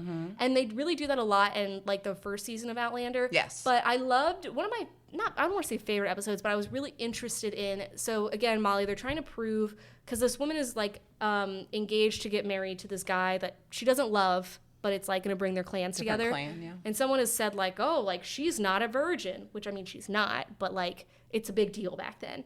So they make her go through this series of tests to, like, prove that she's a virgin. And it makes me, like, laugh because it's so crazy how little we knew. So they make her, like, basically drink a bunch of water. Then they have to make sure she can hold it for a long time. Yeah. But I would last. So loose. Like, yes. I would be out of there. I'd be done. And, like, she's literally, you can see, like, I guess where she's, like, shifting on her. And it's all, it's like her brothers. It's about your bladder. Yes. Which has a small bladder. They don't know. It gets even crazier. Like, she's like, it's all these men in the room, her brothers, her fiance. What? They're standing there. It's She's just in, like, her night shift. She's literally, like, you can, like, I could feel what she was feeling when she started shifting her feet and kind of being like, because you can tell, like, she's been standing there with a gallon of water in her gut for a while. Yeah. So then finally they're like, okay, it's been enough time, so you can pee into this bowl. You're not a slut, I guess. Yeah. So she pees into this bowl, and they're like, if her urine runs clean, oh my gosh, she's a virgin. I'm like, of course it is. She just drank so much water. Right. She's never been more hydrated in her life. So of course it is. And so, like, they take it, they look at the bowl, they, like, hold it up to the candle, and they're like, it's pure. You're good to go. Yeah, not a whore. And then, of course, this is not whore pee. Yes. And I think, like, I will say the last thing they do is, like, very invasive. It's basically almost like going to the gynecologist, but it's, again, there's, like, 15 men in this room, all, like, the important people, and they're, like, I don't know, I guess looking again to make sure her quote unquote maidenhead is intact, and she passes or whatever. But I was just like, wow, this is crazy, because, like, I can't hold my bladder for nothing. I have 3 drinks, and I'm like, listen, y'all, I got to go to the bathroom. And they'd be like, wow. That's it. You're done. Yeah, you've been a busy girl. You know what I mean? With your head. And I just think, like, and the finale was done so well. Oh, I loved it. It was so satisfying, and also you're just like, I'm excited for the next season. Yes. Like, it really was one of those things where I was like, I am very excited. So with that, I'm curious, like, as someone who hasn't watched it, what are your guys' thoughts on, like, a show not being over, but, like, a spin-off is on at the same time? Like, because, you know, a lot of the time, like, a show finishes and that's when, like, a spin-off comes out. But I know, like, I think about, like, when The Walking Dead was on, it was, like, it had a million spin-off shows kind of at the same time. Yeah. And I'm like, what do you think that, like, how do you feel about that? Would you rather the show already be over? Because now it's, like, 2 shows are on at the same time. Yeah. I think what's interesting about this is, like, the books have already been written for Outlander. So, like, the story for that is going to be done. But I think and we talked about this on the previous episode, what is confusing is I think even the actors thought this previous season, that was it. Because they recorded this previous season and the season that's coming out, like, in early January at the same time. So I think they thought, like, okay, like, it's just going to all be released. Because that's the way, like I follow Sam Heughan, and, like, that's kind of how, like, they were marketing it. And then, like, it wasn't. It was so strange. So I think when, like, the, like, go-ahead on Blood of My Blood came out, like, maybe they weren't, like, trying, like, to put it out at the same time. You know what I mean? Well, and they didn't know if there was going to. They didn't find out there was going to be a second season until like halfway through the filming of it. Right. So I think people have been losing their minds because they keep trying to equate. They keep trying to think that some of these characters from Blood of My Blood are going to now be in the last season that's coming out of Outlander. She is not. She's still working on the final book, so it's going to be the show creators' version of how it's going to end. And then supposedly Blood of My Blood is not supposed to be affiliated with it really. So people have been literally losing their minds. I follow on Facebook, and they're like, "Oh, I think that Jamie's brother is gonna blah blah blah," and they're like, there is no Jamie's brother in the books, you know, so they can't like differentiate between the two, you know. Claire's brother, because Claire now has a brother that I'm sorry, I meant to say Claire's brother. That nobody knew about. But is now running around. But he's not in the books. Right. Like she never wrote, Diana never wrote that character. So it's going to be confusing. I don't know how they're going to do it. I think like what's difficult when it's like not just like a show where it's like a spin-off, but now it's also time travel. So you're like really trying to keep these pieces together. I think like it'll be interesting to see. They almost have to keep it a little bit separate because otherwise it's like too much interwoven. Yes. But because this is like the one time I'd probably be like, this is fine. Like I love this because I love Outlander so much. Right. So I'm just glad I have something to like feed my feral mind. You know? Keep it you'll just have to keep it separate. But Outlander, the last season, is not coming out until 2026 sometime. Yeah, and then early 2026. Right. Like, what does that mean? Like January? That's what I'm hoping. February? Like early. That's such a broad term. That's only a couple months, but they haven't said. But they're saying that Blood of My Blood season 2, not till 2027, because they're still filming it. Yeah. And then they, have everything they have to do. 2027? Yes, that's what they're saying. God. So people are losing their minds not a real year. Over that, right? Because Stars is trying to like stretch it out, I think, for we'll be in another election by then. That's crazy. So I have one thing to add that's like this great wisdom or like fun fact about it that like everybody should think about. So I did read this. It was very interesting. So Jamie Roy, who plays Brian, is really cute. Love that his name is Jamie. I know, right? So I don't know if you knew this. Probably Molly doesn't, but I don't know if you knew, Alexa. He auditioned twice for a role in Outlander. Oh, really? Minor roles, right? And because he was on Disney. He was at Disneyland as some person. He had blonde hair. Oh, he literally worked at Disney. Yeah, and he was like, I don't know the handsome prince that he played, but he had blonde hair. You can look it up. But anyway, that's what he did, and he's been in little things. But anyway, he's Scottish, so he was like, I want to audition for Outlander. So he auditioned for 2 minor roles, and he didn't get them, and he was heartbroken, right? It's like, wait a minute, why would he not get them, right? Well, he didn't know. Nobody knew, but the casting people were making notes when he was there, and they were like, oh my gosh, like he looks like Jamie. Yeah. And they were already thinking in their mind, like this could be reality of them, doing a show. Yeah. So they put his name aside. They maybe should have told him. No, they did not. He ended his life or something. What if he was just like, this is it. Like I've lost these 2 roles. Like there's nothing left. He was truly upset about it. They couldn't tell him. They can't, because they didn't know if it was even going to happen, right? So then when they said, oh, this is going to happen, they called him back in, and he got the role. So my point is, never give up. Never ever give up, because you never know what's coming down. That's the line. like the definition of like when one door opens, another. Closes. When one door closes, another one opens. Yeah. And also, like, I can see, like, if they put him in a minor role in Outlander, well, because now they can't hire him for the other show. That's why. And also, anyone watching that would look at that man and be like, wow, he looks like Jamie. Exactly. That's what they were thinking. Is that a cameo from the future? It'd be crazy. And I will say, it's interesting because, like, I'm curious, like, what are your favorite, like, prequels? Because I think a prequel is tough to do to keep it interesting because you basically already know what's going to happen. You're like, the whole time, I'm like, there's this whole thing with, like, this other man that she might, like, that Jamie's mom might marry. And I'm like, oh, I do really like him, even though there's, like, some weird stuff. And I'm like, maybe she will marry him, even though it's, like, obviously she doesn't. Because Jamie wouldn't be born. I've just watched all of Outlander, but I'm just like, maybe, you know what I mean? Well, see, I didn't like him.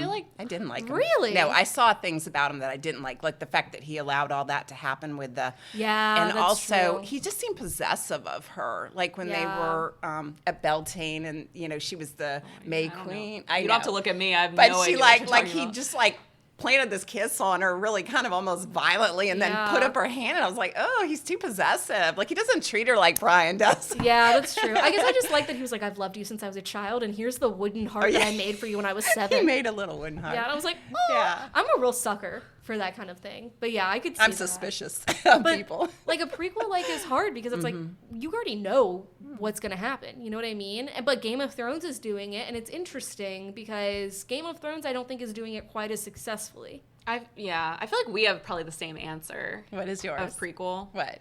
Better Call Saul. Yes, I knew that. yours. It is the perfect. It is. I'm not kidding when I say it's like For Breaking Bad. Yeah. Sometimes there were times where I was like, is this better than Breaking Bad? Like, it's not. I don't think it is, but it is like, it was written so perfectly. Yeah. It really was. Like, it's really hard to do that. It's both a prequel and a spin-off in general. It's really hard to do that, but that was just like perfect. So I'm still mad we didn't get to meet him. He didn't come out to sign our program. Oh, yeah. And when we saw Glengarry Glen Yeah. Ross. But yeah, I think Better Call Saul. I never watched House, even though I'm a huge Game of Thrones fan. I didn't get into House of the Dragon. I tried watching it, and I thought it was so boring. I'm also, this is a very unpopular opinion, but I'm not a fan of the Targaryen storyline, so that's why I just like wasn't into it. It's too much wig action for me. You know what I mean? It's just uninteresting to me, which is so, I'm gonna get a lot of hate for that because like people love it, but it's probably most people's favorite storyline, but I just have never cared about it. Yeah.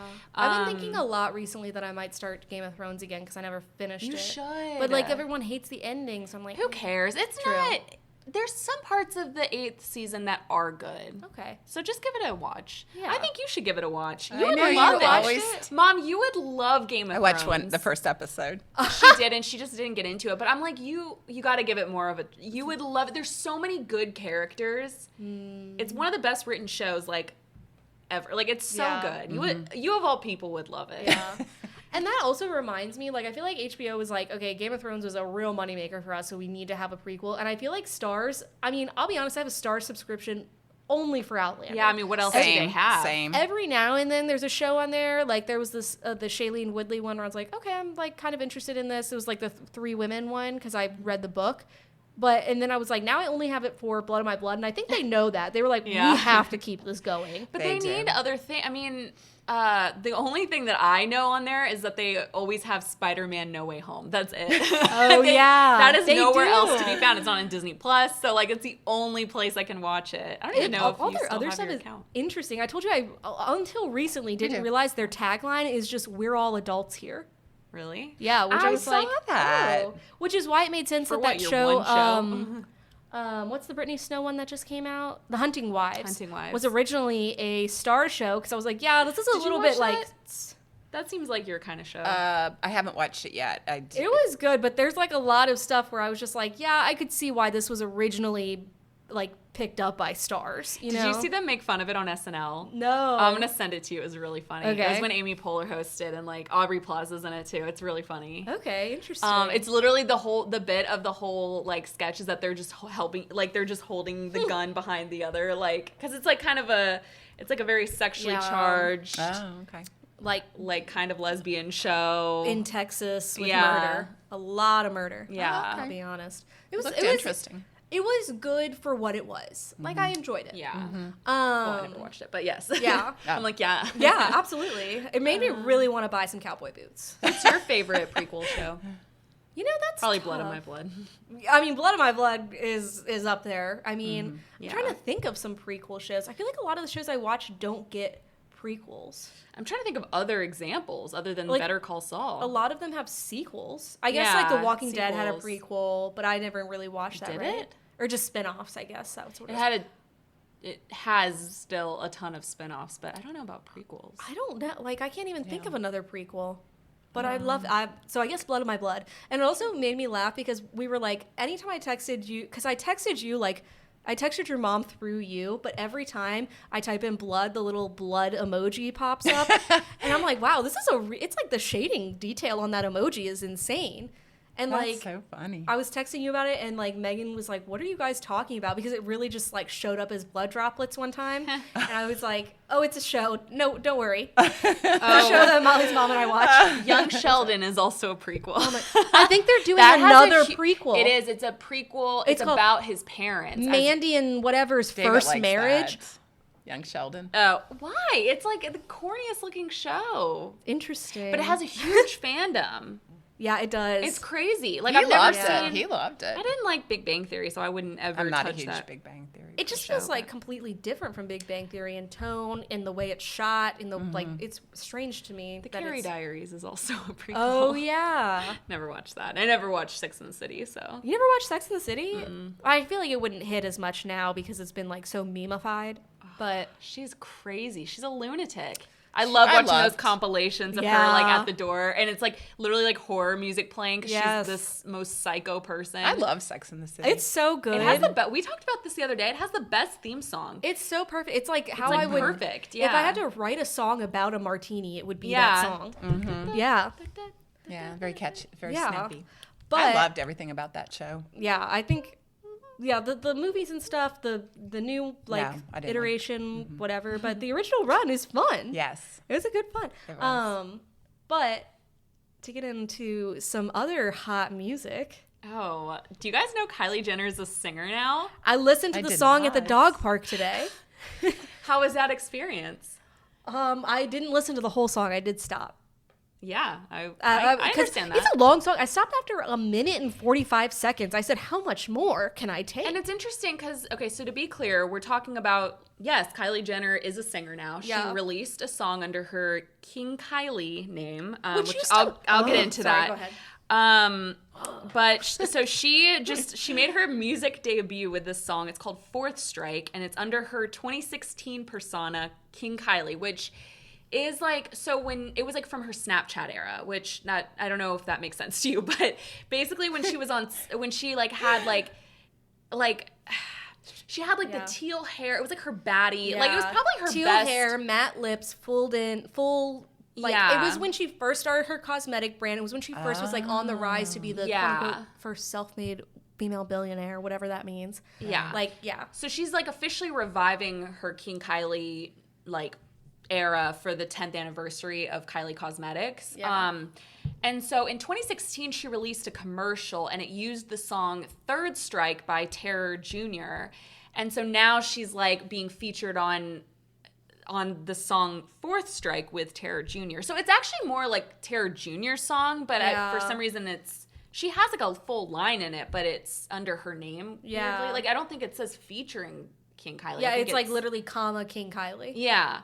So the thing is, I actually always predicted this would happen because she is one of those people where it's like she always has like a new, well, not always, I mean, really makeup's kind of been her only thing, but like, you know, I feel like, I don't know how to say this, but I don't think, you know, she's never had like this makeup business is always been her like avenue, but like, so she's always been friends have always said like she has a really good voice. Like if friends have ever been asked like, what's one thing that no one knows about Kylie Jenner? Rise and shine. No, literally, which like is funny, but like you can kind of hear in there, she's got a little voice. Like, and so her friends would always say like if they were asked like what's one thing about Kylie that no one knows, they'd always say like, oh, she's a really good singer, actually, like genuinely a good singer. Wow. And so I was like, I bet one day she is gonna like become a singer, like she's gonna be like try to be a pop star or whatever, and that is what she's currently doing. Wow. So. And I think it's because who is buying Kylie Cosmetics anymore? I don't know. I still have her lip kit. Really? Yeah, like that was like a 2014, 2015 era, huge. Like she made a bunch of money from it, and then it got really bad reviews. 2016. Or 2016, yeah. It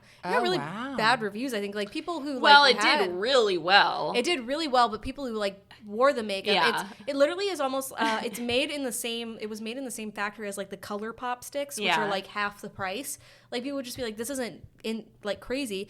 And I haven't heard anything about Kylie Jenner's like makeup brand. Yeah, she'll come out with other stuff, but nothing's been as successful as like her lip kit. Yeah, so I think marketing wise, she probably is like, well, let's go back to what worked before. Right. Because the thing is, nostalgia in marketing really does sell. Because it's like, well, let me remind you of King Kylie era. Remember when I had blue hair and you didn't have to pay rent?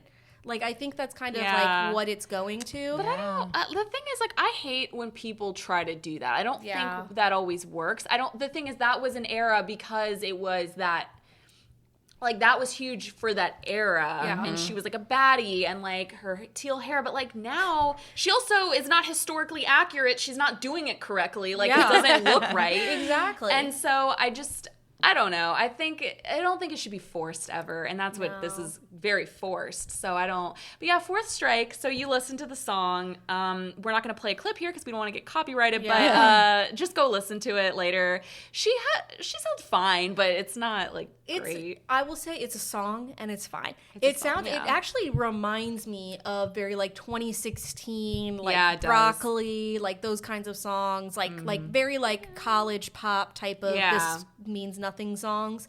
And it also at the same time reminds me of the songs that they play on like reality shows like Love is Blind or whatever, where it's just like like a weird vibey song that is literally saying nothing, but I guess like fits the tone. Like it wasn't bad, but it wasn't good enough for me to finish the last minute and a half of it after I listened to a minute and 45 seconds. You know what I mean? Okay. Yeah, and so she's the first one in the I don't want to say the first one because Kim Kardashian did have she did come out with a song. But that was like in her, like she can't really sing. Like that was definitely, whereas I think Kylie, if I had to guess, she probably is, I mean, like there's photos of her in the studio. She seems like she's really like in the zone. And like, I feel like she's actually trying to become a singer. So this would be the first person in the family to really be like pursuing a a music career.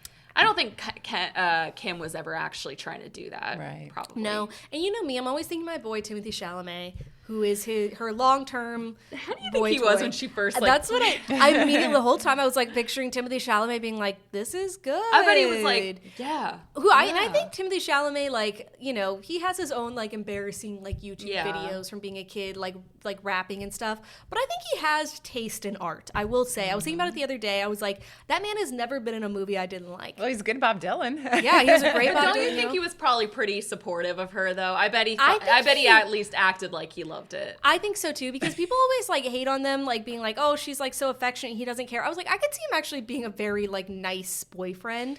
Yeah, I think so. Because I think he's obviously like with her for a reason. Are they still together? Yeah. Okay. I was like, do you think they're going to get married? They've been together for like 3 years now. Do I think it's real? I don't know. I think by this point it is real. Like the amount that they're together, the amount that I'm seeing pictures of him explaining a baseball game to her, I'm like, that can't be fake. No one would do that for fakeness. You know what I mean? So I just am like, so yeah, I'm just like, oh, Timothée Chalamet put his AirPods on and he was just like, yeah, baby, like that's a really good song. Good job, babe. King Kylie. You know what I mean? And I don't hate Kylie Jenner. I want to clarify. I don't hate her, but I do think like from what I've watched, and I can say this as like a true, like, I don't want to say a Kardashian fan. I would say they're a comfort show for me. Like I've watched a lot of, you know this, like I watch a lot of Kardashian clips. Like I'm just I love a Kardashian clip. I love a Kardashian clip. Too. I watched Kylie's show. I did actually sit through that. There's not a lot going on there. I'm just gonna say I think maybe she's matured now. Yeah. And she seems like a great mom. And I can't sit here and say she's a savvy businesswoman because I do think her mom is probably, from what I've seen, and there's been many instances where her mom has had to step in for her as a grown adult. Kylie's a grown adult, and Kim or Chris has had to step in and like be like, Kylie's sick, and like there's multiple instances of it. Yeah. So I don't think she's the most hardworking person. I don't think I think Chris is. I don't think she is. I don't think she's dumb. I just don't think she's interesting. That's what I think. That's what I'm trying to say. Yeah. I was gonna use the word vapid, but I don't want to be mean. I think, like I said, I think she's matured, maybe. Like, she seems like like I said, she seems like a good mom, and she seems like, when I see her in interviews, she seems very nice. But I also agree, I don't think she's very interesting. I will say she seems like almost maybe the nicest of them all. But I do think, except for maybe Courtney, they all kind of seem like they are maybe at least nice. Like, they don't seem mean. Yeah. I don't know about Chloe. I don't know about Kendall. People always say Chloe is. I have thoughts about Chloe. I don't think she is, actually. But people do always say Chloe is. Kendall, I've heard, is not nice. Really? Notoriously, everyone says she's not nice. Kim gets very good She's the smartest. Everyone says Kim is is very nice. I could see that. She's the smartest and hardworking, I think. Yeah. From the show, she doesn't seem very nice to me, but I'm sure like public facing, she is very nice. Mm-hmm. And I think she appreciates her fans and she knows she's famous. So I like respect people who are like, I like owe my fans something because I'm famous because of them. Like I do respect when people are like that. But here's how I have this crazy like scene in my head where here's how I determine if a celebrity is like a nice person is if I'm a stranger on the street, they're also on the street. I just happen to like pass out for a medical reason and they actually like show like some concern and it's like, oh, like let's call 911 or something like that. And I'm like, and it sounds like, oh, obviously most celebrities would do that. But I don't think there's a lot of celebrities where I'm like, I can't see you like feigning concern for a stranger on the streets. Ryan Gosling, I think would help. Yeah. Austin Butler, I think would run to your rescue. Yeah. Ryan Reynolds? No. I don't know. He would step over you. Yeah, absolutely. I think Kylie would be like, oh my God, and Kim, I think would be like, oh my God, we should help that person. I think Courtney and Chloe would kind of be like, oh, what's going on there? You know what I mean? Or they would just be like literally, step over you. Courtney maybe not, I don't know. It's interesting. I do think out of all of them, I think Kim and Chris are the hardest working. Yeah. I they look the same now. Some of them haven't found their business. Like Chloe, I don't think anything that she's done has been necessarily successful, except for the fact that she's a Kardashian. Like, right. Yeah. I'm just saying, Courtney has poosh, but I don't know. That's like a lifestyle thing. Kendall is a successful model. Is she good? I don't know, but I'm not good at rating like how good walks are or whatever. Yeah. But like, she's successful, and that's her career. She's the prettiest, I think. Yeah, most natural. She's the most natural for sure. I think Kylie. I don't know how natural it is. If you've seen like her before and after, I do think she's had like a lot of work. She definitely has had. Yeah. Well, yeah. I think Kylie is actually very pretty if she didn't have as much work done. She seems like she's had like work taken out somehow. Like I don't know, but she does seem. She seems like she looks a little more natural lately. Yeah. But yeah, that is to say, I do think. Good luck to her. Good luck to her music career. Yeah. Pop up on Spotify. Oh, we were talking about Timothy. That's how we got into it. So that's why I think she and Timothée are a good, maybe get along, because I do think he's he's maybe definitely more talented than she is. So I'm not sure what that's like for them, but I'm sure he's supportive. What do you think they do at the holidays? Like, do you think he comes to like the Kardashian Jenner? No. Can you imagine? It's like Timothée Chalamet, his parents, and Pauline, and like Kylie Jenner. I have seen her and Pauline interact though, so at least that is crazy. But I don't. Yeah, I'm curious. I'm sure he'll never be on there. Excuse me, Kylie, can you pass the mashed potatoes? Yeah. Wait, whoa. It'd be so crazy. Be interesting. What a time. Sure. Yeah. That's literally all I had about Kylie, though. That's just that. Oh, and so our question of the week was, how do we feel about Kylie Jenner's new song? And the question was either, like, we did a poll. So it was, she's a real pop star, it's a no from me, or Kylie Jenner's a singer.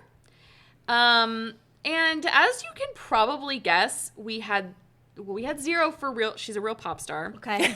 So no one thought that. Wow. We had 31% for it's a no from me, and 69% said Kylie Jenner is a singer now. Haters. And multiple people replied and said, this is how I found out Kylie Jenner has a song. So. Well, you're welcome, Kylie. Hire us. Yeah, we're your PR. Apparently, the marketing is not that great for it, really. I didn't know about it until I think you texted me. Yeah. For some reason, I just was there for it all. I don't know why. It's all Molly Golson. I'm really not. I'm not following the Kardashians that closely. I literally just watched their clips from 2016. Like, your algorithm knows. Yeah. Yeah. New career. Yeah, it was a no from me, but that's fine. Props to her for trying new things. Me too. You didn't hear it. What about you, Matilda? No, I was answering the poll. I know. I said you didn't even hear it. Okay, so to get into another controversial topic, so all of us have watched in some part The Woman in Cabin 10, which is based on the Ruth Ware novel of the same name. Mm-hmm. Yeah.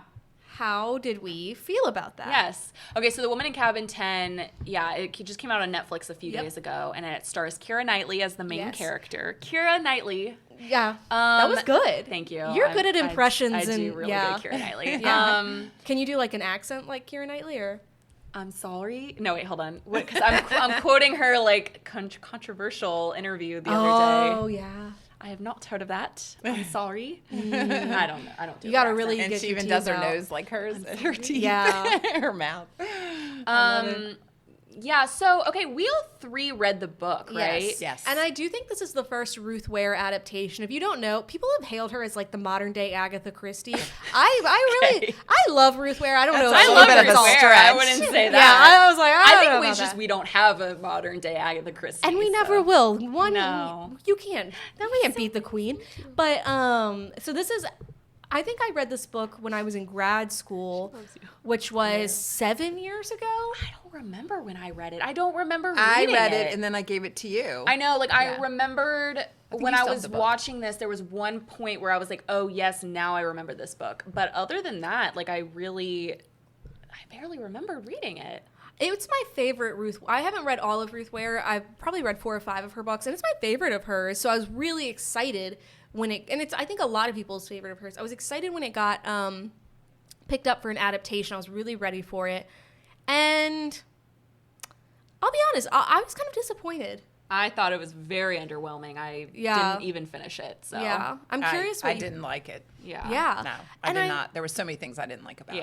Yeah, and I'm curious, because I was trying to pinpoint, I was like, what do I like about this? And I was like, the thing is, the book, really, I was like, what's going to happen? There's, this whole twist. It's a whole mystery. And maybe it's because I've read the book beforehand, so I know what's going to happen. But I think, overall, people just were like, this is kind of boring. I think so. There wasn't a lot of investment in it, and I don't... Yeah. It was also just and it had good actors in it, actually. Hannah Waddingham. I love Hannah Waddingham. Beautiful arms. God. She is such an amazing actor, too. I realized while I was watching it, I was like, you can tell she's a theater actor originally because she really just acts towards the back. She is making, there was a scene where he was making an announcement, the guy was making an announcement to the whole group, and she was in the background, but she was really making a lot of facial expressions, and she was literally blurred out, you couldn't really see her, but I was like, man, that woman's a theater actor. She is just acting to the back of the audience. She's a woman I would let punch me in the face. Do you know what I mean? She's gorgeous. I love her. Oh my God, just top to bottom, just an absolute star. I love her, but I feel like she was underutilized in this. And that's it's the same thing with when you do a historically accurate period piece, and I think also sometimes when you are doing an adaptation of a novel, they will throw in these bits and pieces where it's this happened in the novel, but because it's a novel, you can add a lot more context to this character, whatever. But now it's just thrown into a movie where you're just why do I care about this person? Why is this person even there? Why was that rock star guy there? Right.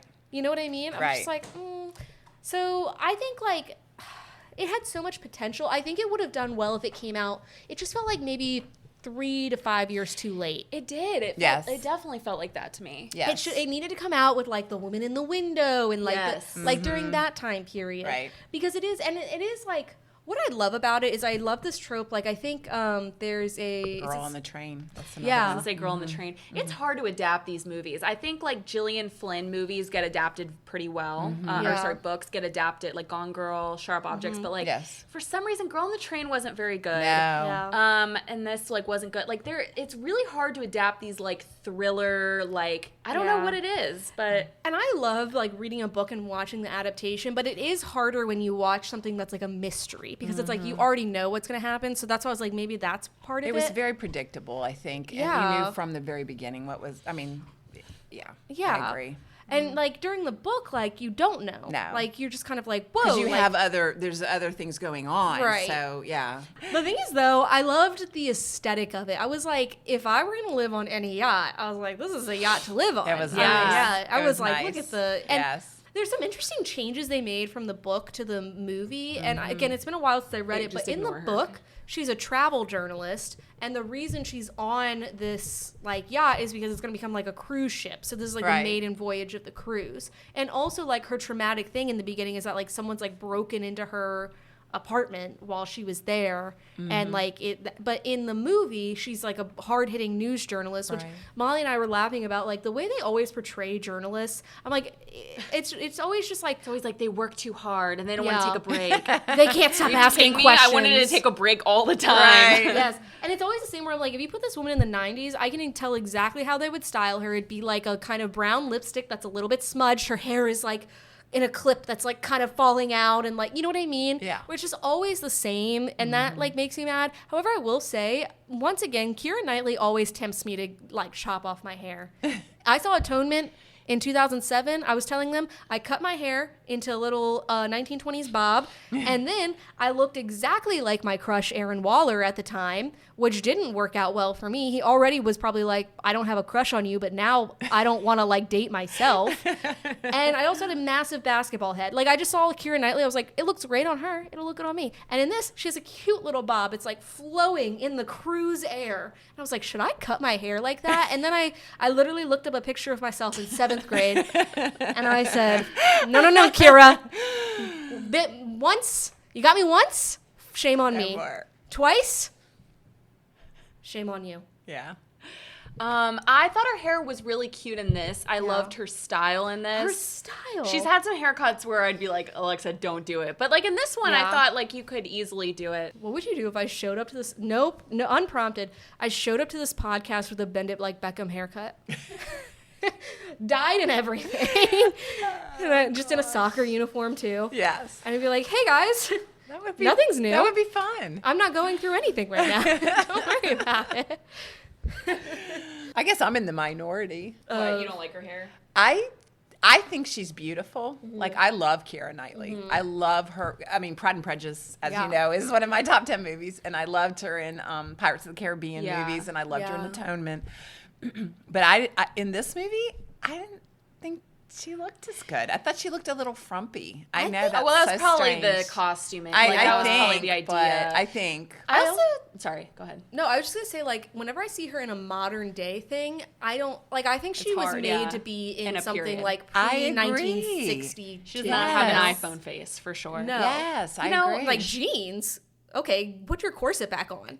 Maybe that's what it is. What's crazy, I loved her style in this, though. She wore some cute outfits, except for it cringed me out so bad when she showed up to that dinner with that dress, because I was like, that was not attractive. It wasn't even a good dress. I'm like, at least if you're going to overdress, wear like a long black gown. Like, that would have been a sparkly silver dress. Like, what is wrong with you? It was the ugliest dress, so honestly. It was not attractive to her figure. I was telling Molly, there's like a website that will be like, if you see an outfit on a show, they'll be like, this is what this like dress was or whatever. And I found everything she wore in this movie, except she wears this one fisherman's sweater when, spoiler, but you're not going to watch it, but you also read the book. She like jumps off the out of the boat and she has to like swim to shore.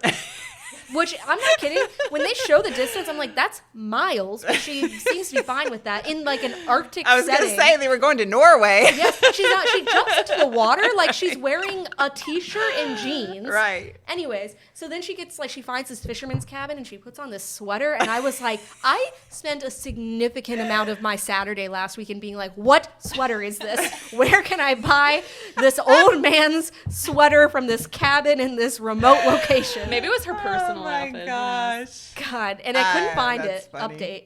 But anyone knows, please let me know. Yeah. So, what do you guys think like went wrong with this? Like, what do you think was pacing? Yeah, I think the pacing was off. I think the depth was off. I think, again, they threw in like a lot of little things that were from the book that don't make sense. Like again, that whole rock star guy. Why was this weird man there? I'm like, okay, this is strange. They changed quite a bit of things from the original story. Yeah. It's really hard for me to pinpoint exactly. Like, I honestly watched, I was doing my little needlepoint, and I was just like, well, I guess it's raining outside, so nothing else to do. Like, that was the kind of vibe it was. That's kind of how I was, too, just watching it on a Sunday afternoon. I was just bored with it. I didn't think that Keira Knightley's acting was that great, and normally I think she is a really good actress. And it just seemed kind of wooden. And it seemed like they were going through the motions. Yeah. You know what really got me at the end is when she solved the crime. She's written this journalist about it, or the story about it for the newspaper. The intern comes up to her And she's like, I love that you wrote the story so that it's about like, basically about like the foundation that was started, like the charity that the woman started. And she was like, I love that it's focused on her and not like what he did. And I said, what newspaper in the world would ever want that? Yeah. Ever. They'd be like, wow, a billionaire shoved his wife off the side of his yacht, took a woman, an actress, to portray her so that way he could steal her fortune while she drifted down to the bottom of the Scandinavian Sea. But let's focus on the charity. Right. She would have been in so much trouble if she had come back with that story. Yes, exactly. Right. And like even like you could kind of read parts of it. I'm like, yeah, this really is focused on her charity. Her editor would be like, are you kidding me? Also, if I were her, I'd be like, yeah, I almost died for this. Like, I was like, no offense, no one cares about the charity. I do care about the fact that he shoved his wife off the side of a boat. Yeah. Like, it's insane. Yeah. Also, like, good for the charity. Realistically, no one cares about her as a person, like, and what she did. Yeah, which is sad, but that's just the way it is. No offense to this fictional character. Yeah. I was like, Anna. Yeah. In what world? Yeah. And as former journalist, no way. No way. Yeah. And I kind of want to, so it's interesting. I want to be like, it wasn't as good as the book. I swear I don't remember the book at all. The book was good. I liked the book. When she got on the yacht, and the boyfriend, the ex-boyfriend was on there, or ex-hookup, whatever. Yeah. That's when I remembered it. I was like, okay, I kind of remember this character a little bit. Yeah. But yeah, other than that, I don't know why the book just did. Like, I remember reading it, but I don't remember the plot at all. It was weird. The whole time I watch it, though, do you ever see those commercials for Vikings cruises? Yeah. Yes. And every time I watch Jeopardy, I realize like I'm getting older because there's commercials for things. Or like every time I watch a Vikings cruise, I'm like, that seems pretty lit. I'm like, that's good. They did a cruise they did a commercial the other day. It's like a train that just goes through the Grand Canyon. And hell yeah. And literally, the people on the commercial are probably 40 years older than me, which is fine. But I'm watching it and I'm like, get me on that train. Yeah. You know what I mean? I want to go on a Viking cruise. I know everybody will be 40 years older than me on that cruise, but I think except for you if you go. Okay. Except for you. That time where I was like, would you like to do a couples trip ever? And I was like, doesn't have to be with us. And you said, yeah. And I want you to know I was thinking of a Vikings cruise. Oh, yeah. That Chris would never, we would have to drug him, put him in a cage and get him on that cruise. I am scared of cruises, but I do think of Vikings. A river cruise. It's a river cruise like through Europe. Is it a river? Oh, then I'll do that. Yeah. Well, no, they have ones, like my friend went to Alaska, so they have them on the ocean, but the river cruises would be fun. So in Europe. So I do a river cruise. I would not do an ocean. It would be really cool. Yeah, as long as I can see things, I'm good. I would not do an ocean. Yes. Vikings, sponsored by Vikings Cruises. Yes. There you go. Yeah. Soon to be. Viking. Yeah. Allegedly. Yeah. No, that would be fun. Yes. And I see it and I'm just like, wow, and all of the people, they look so happy. They look so British and old. Yeah. I feel like that's what I was born to do. But I wasn't going to bring this up, but I figured because we talked about it not last week, but the week before. Go listen to our last episode. It was the Halloween episode. But we talked about J.K. Rowling and Rowling. I still don't know how to say her name. But Keira Knightley was interviewed. She was being interviewed for this movie.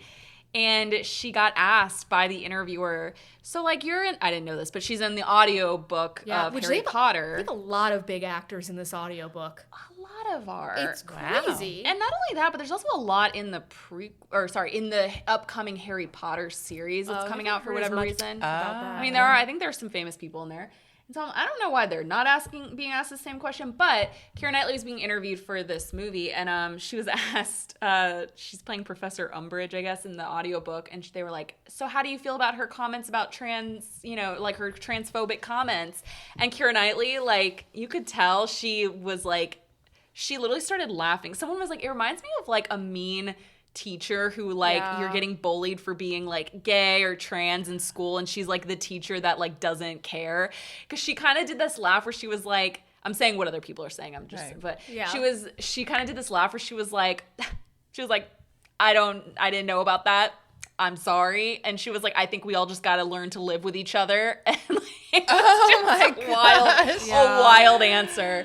And so everyone was kind of like, oh, that's what Keira Knightley is like in real life. Like, 'cause I think people have just also not seen her in a while. So everyone was kind of like, oh, so she's because I think she had children and like her whole like she did like this whole thing of like it was a because she models for companies, so she like would do like modeling where it was like she was literally like had a breast pump on and things like that.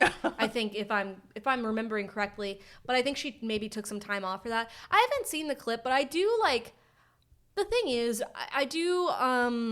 Why are they asking her that in some instances? I'm like, okay, that's J.K. Rowling's thing. Right. So I'm like, everyone associated with the Harry Potter franchise ever, which is basically anyone in Britain, has to like answer for J.K. Rowling. And the thing is, I don't support J.K. Rowling's views at all. Like 0% crazy person. I don't agree with it. But I'm like, Harry Potter is such a like staple of everyone's like culture by this point. It's like, why are you asking Keira Knightley like about her like what she thinks about J.K. Rowling? You know, like she didn't ask for that. You know, like nobody asked for J.K. Rowling to go on Twitter like a crazy person and blow up their whole like the whole like projects that they have worked on. It reminds me a lot of like the whole like Roseanne thing where it's like she came out like in support of Donald Trump and like etc. And I think they handled that really well where they were like, okay, Roseanne, you're out. But we're not going to like cut off all of these other people's like incomes or whatever. And they made the show The Connors. I don't like either of those shows. To be clear, I've never watched any of them. But I think that was handled because the thing is, it's like, okay, and she created Roseanne, right? So you could almost say the same for her. Yeah. Like, but it's like this one singular person has awful views, but now we're going to take away the artistic inspiration, the passion, the way people love this thing. Like for Harry Potter, for a lot of people, it's just like, it's such this sentimental thing that means a lot to them. And I think it is hard to separate. Like J.K. Rowling now sucks. And that's unfortunate, but like if Harry Potter is something that got me through a really dark time, then we don't like let me have that sometimes. Right. And also like, we're making like this new content, and yes, it sucks because money is going to go towards her. Money's going to go towards her anyways. It's Harry Potter. Yeah. She's gonna be making money. People are still buying her stuff. Like it doesn't matter what celebrity is not starring in it. Like, don't you think though that she would know about it though? Like, I was just a little surprised by her reaction for her to be like, "No, I hadn't heard about that. I'm sorry." Like, I feel like she probably did know about it, but I think she probably was just like kind of miffed at being like asked about it. During another movie. I see it. Yeah, I do understand that. And again, like, I think you brought this up. There's a bunch of other huge actors being in this audiobook. I haven't heard of them being asked about audiobook, but also the upcoming show. Yeah. That I'm like, I haven't heard them being asked that. And it's the same thing with Emma Watson, where I'm like, so we've attacked Emma Watson for like whatever's going on with her and J.K. Rowling, and now we're attacking Keira Knightley, but we're not really attacking any men associated with these roles quite as much. Right. And maybe I'm like just really leaning into this, but I was like, something feels a little bit sexist about it, where it's just like, why are we only like putting the spotlight on the women? Here's the thing. I think people will be maybe surprised by how many answers like that they would get from other actors who would say, I don't care, basically. Yeah. I'm just saying, I've said this before, Hollywood is not as like liberal or, as people think it is. Exactly. I just think that. And not liberal, but just people aren't going to stand up for that. Like everyone assumes that they do. Right. And again, like, it's like you have one bad apple in the bunch, and granted, she's the tree that's growing the apples, technically. But I'm like, we're just going to, like, I don't know, cut all of this, like, it's more than, Harry Potter is so much more than J.K. Rowling now. And I think that's what makes me mad, where I'm like, we can't just be taking down all of these actors because they are associated with the project. And actually, it blows my mind that someone's asking her about that in an interview for a different movie. Yeah. That's true. That's true. And if people disagree with me, let me know. I always want to know different opinions. No, I agree with you. Yeah. I thought her answer was a little, but I said that from the beginning. I was like, when I sent that to you guys, I was like, okay, then everybody else better be being asked that same question. Yeah. Right. And it's probably one of those things, it's a different movie, so she, like, if she were doing an interview for the Harry Potter audiobook, then yeah, I'm sure they're probably that like... will come up. Yeah. She would have an answer, but she's like, I don't know. I'm talking about a woman getting thrown off a cruise ship. Like, what are you talking about? I'm here to talk about Ruth Ware, not J.K. Right. Yeah, I'm talking about the modern Agatha Christie. Yeah. So I just want to get into a little bit of a sad topic here. So we don't, like, you know, older actors and famous people pass away. It's happens. We don't mention it on every podcast, but I really wanted to talk about Diane Keaton because it was someone who was, like, it was really close to me. I would say, like, her death and Robin Williams' death, like, kind of really impacted me. And so I was sitting on my porch reading my little book when I got the notification that Diane Keaton passed away. And I had been watching something with her in it that morning. Like, I love Diane Keaton. She is very close to my heart, and she was 79 years old. And I think it's interesting because a lot of people just, like, maybe dismiss Diane Keaton as, like, oh, like, she was just, like, she's just an older actress. And it's like, she is a culturally significant icon. From The Godfather to Father of the Bride to Something's Gotta Give to The First Wives Club to Annie Hall. I mean, her Oscar-winning role. I mean, obviously. Like, she's been in so many things. And it's interesting because I was listening to this podcast, Sentimental Garbage, that I love, and they were like, I think Diane Keaton really touched a chord with a lot of people because, especially for, like, millennials and Gen X generation, she just felt like a mother figure for a lot of people because she plays that roles in a lot of movies. And, like, she definitely did. But even as, like, a kid, I remember watching, like, Father of the Bride, for example, and it's like there's a young woman in that movie, but I remember seeing, like, Diane Keaton's character and being like, that woman, I love her. Like, I'm like, I don't know, 7 years old, and I'm like, that's who I want to be when I grow up. Yeah, you're a fan of her too, right? I am. I love Diane Keaton. I've read so many of her movies. Yes, so good. And the thing is, she brings a character, like, it's her uniqueness, it's her personality that really, like, brings a character alive.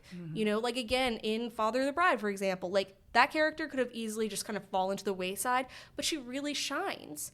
And I think even have you ever seen the movie The Family Stone? I was just getting ready to say, that's one of I cry every time I watch it. Every time. Yes. I watch it every Christmas. Yes, every Christmas. I think I thought about assigning it to you last year and I didn't. But I feel like it's not my kind of movie, I'll be honest. I might have seen it. Who's in that? Sarah Jessica Parker. Sarah Jessica Parker. I was going to say Rachel McAdams. Claire Danes is in it. I think I have seen Luke it. Wilson. Yeah, Luke Wilson. Okay, this is random. There's a scene that Diane Keaton's in where they end up on the kitchen floor laughing. Which one is that?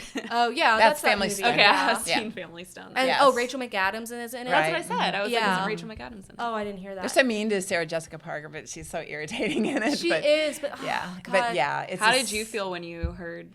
I mean, I was really sad. I mean, I love so many of her movies. Godfather, she was wonderful. I like Baby Boom. I don't know if you've ever seen that. Yeah. That's like, I loved that movie. I mean, it's so sweet. And Father of the Bride, like you said, Family Stone always makes me cry. What else?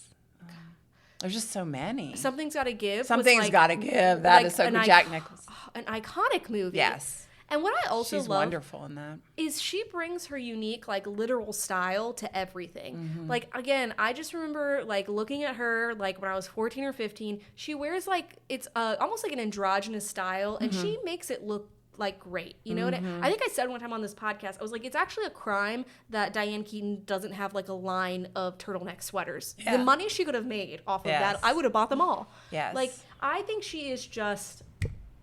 I really love her. Like, I sent you this clip on TikTok. Who is Martin Sheen and Steve Martin and Martin Short. Sorry, yes. I hate saying their names together. Anyways, it was at the American Film Institute. They did a dedication to her, and they were, like, singing this song to her on the piano.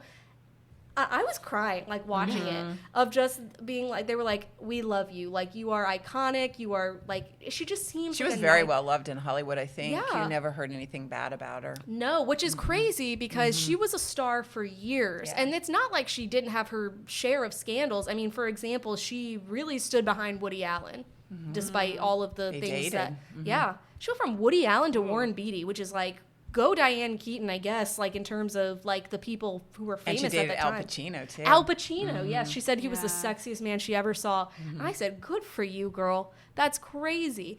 But he wouldn't marry her though. Yeah, he would, which is, she always said like, she was like, I always had like a huge like crush on him. And she was like, I never felt like it was reciprocated. And then during like one of the speeches, he said, I think it was at the American Film Institute, he was like, I've always thought you were beautiful. And he was like, and I always will have like a lot of love in my heart for you. And it sounds cringy, but the way he said it was just, maybe it's because she also just died, but I was just like, where did you wait until then? It was like, I was, oh God, no, this was when she was still alive. Yeah, it was like one of those honors. She was there. And I just, she's such an icon. And I just think like, in general, she also, like, because I've seen her a lot, like, being older now. Like, a lot of the films she did recently were just, like, about, like, one of them was, like, oh, so, like, you're an 80-year-old woman and now you're, like, a 16-year-old, like, in a 16-year-old body kind of thing. Like, those kinds of movies. But I watched this one clip over and over where she's at the Ralph Lauren fashion show. And so, you know how they sit in, like, a straight line? She's on the edge. She's sitting next to Jennifer Lopez, and then there's Ben Affleck. And you see her, she's got like a glass of wine. She's having the time of her life. The models are coming out, and she's like, she's going like this, and she's literally like, she's clapping for them. She's like, she's literally turning to J-Lo and being like, look at how nice that, like, it's such a precious clip where you're just like, this woman loved her life. And like, I think she just had like a lot of insight. And it was really like, it really hit me when I was like, I understand. I said to Chris, he was like, well, she's 79. I was like, okay, but still, like, you just think she'll live forever. Yeah. That's pretty young to me. I mean, I wonder, I don't think they've said how she died, but pneumonia complications, I think. Yeah. But she may have been sick before that. Yeah. But I just thought she was real. If you really want to see her personality, Google like some of the talk shows she was on. Yeah. Like, with interacting with the host, and she was so quirky and funny and just didn't take herself seriously. Yes. She suffered from bulimia for years, they said. Yeah. So that may have been why she kind of wore some of the styles initially, but then it just became her look, Yeah, there was something I saw. She never wore short sleeves. She always had her arms covered, and someone said it was because Al Pacino said that made you look more elegant if your arms weren't showing. She wore gloves all the time too. And I think it was because and the hats. The hats she wore because she always said her hair was thinning, so she always wanted to cover it. And I think she wore a lot of turtlenecks. I read something, she had scars from something, I think. So she was kind of covering it up. But also at the same time, there's a scene in Something's Gotta Give where she's like, almost, like, you can see almost everything. And you're just like, this is an older woman in a scene looking beautiful. Yeah. Like, I think she was someone who, like, as she aged was, like, absolutely beautiful. Even in The Family Stone is one of my all-time favorite movies. And that scene there's a whole scene at the end. It's really gonna hit where Sarah Jessica Parker's like, oh, I've gotten a gift for the whole family, and the gift is a framed photo of Diane Keaton's character while she was like pregnant with Rachel McAdams. It's like a beautiful photo. It made me think, I was like, God, I hope someone takes photos of me like that, where she's just like, she has her hand on her stomach, she's like laughing at someone in the distance, and everyone but Sarah Jessica Parker knows. I'm just gonna spoil this for you because I know you don't want to see it. That Diane Keaton's character is dying. Like, she has cancer. It's come back. She's gonna die. And it's just like they're all looking at each other, and Sarah Jessica Parker, like, there's like this like silence that falls over them. Sarah Jessica Parker's like, oh, like, have I done something wrong? And Diane Keaton's like, no, like, you did good. And she like looks at Rachel McAdams. She's like, that's you and me in there, kid. Like, that's you and me. And like, it's towards the end of the movie where like you see them at like the next Christmas where like Diane Keaton's character has passed away, but like that scene, even before Diane Keaton had passed away, like, yeah, it's very sad. It's one of the best. Like, I love that movie so much. I do too. I really love it, but it is sad. It is so sad. What movie were you watching the morning that you found out she died? So it actually isn't like a movie that she's a big role in, but she has like a small part in Death Becomes Her. Oh, where really? she's talking to Goldie Hawn, and she's like, what work have you have done? Come on, let us know. And Goldie Hawn's like, oh, nothing. And then she's like, okay, actually I had this magical spell cast on me. I've seen the movie. It's such a small role. It's like a cameo. I was just like, I think they were good friends. She and Goldie Hawn. Oh God, and she was, because Goldie Hawn just wrote the most emotional Instagram post about her. I would to be Diane Keaton's friend. Yeah. God, I just can't imagine. Right. Like They said again, she's very loyal. Yes, and she's fun. She always had a glass of wine in her hand and a smile on her face, and I love that for Just her. like us. Yeah, and she there we adopted go. 2 children, even though she never married. You know, she adopted At the 2 age children. of 50 too. Like, Yeah. it's crazy. Oh, well, that's sad. Now they're like sad. That's sad for the kids. Well, they're don't like have- in their late 20s, I think. Yeah. That's very sad. Oh, yeah. Yeah. Yes, I know. Yeah. No, Yeah. I just meant they weren't little, though. They're young. Yeah. But anyways, so I just wanted to talk about that, but I don't want us to end on a light subject. I don't know if this next subject is any less light. Well, it isn't Or more about light. death, but rather the birth of a creation. But also the death of creativity.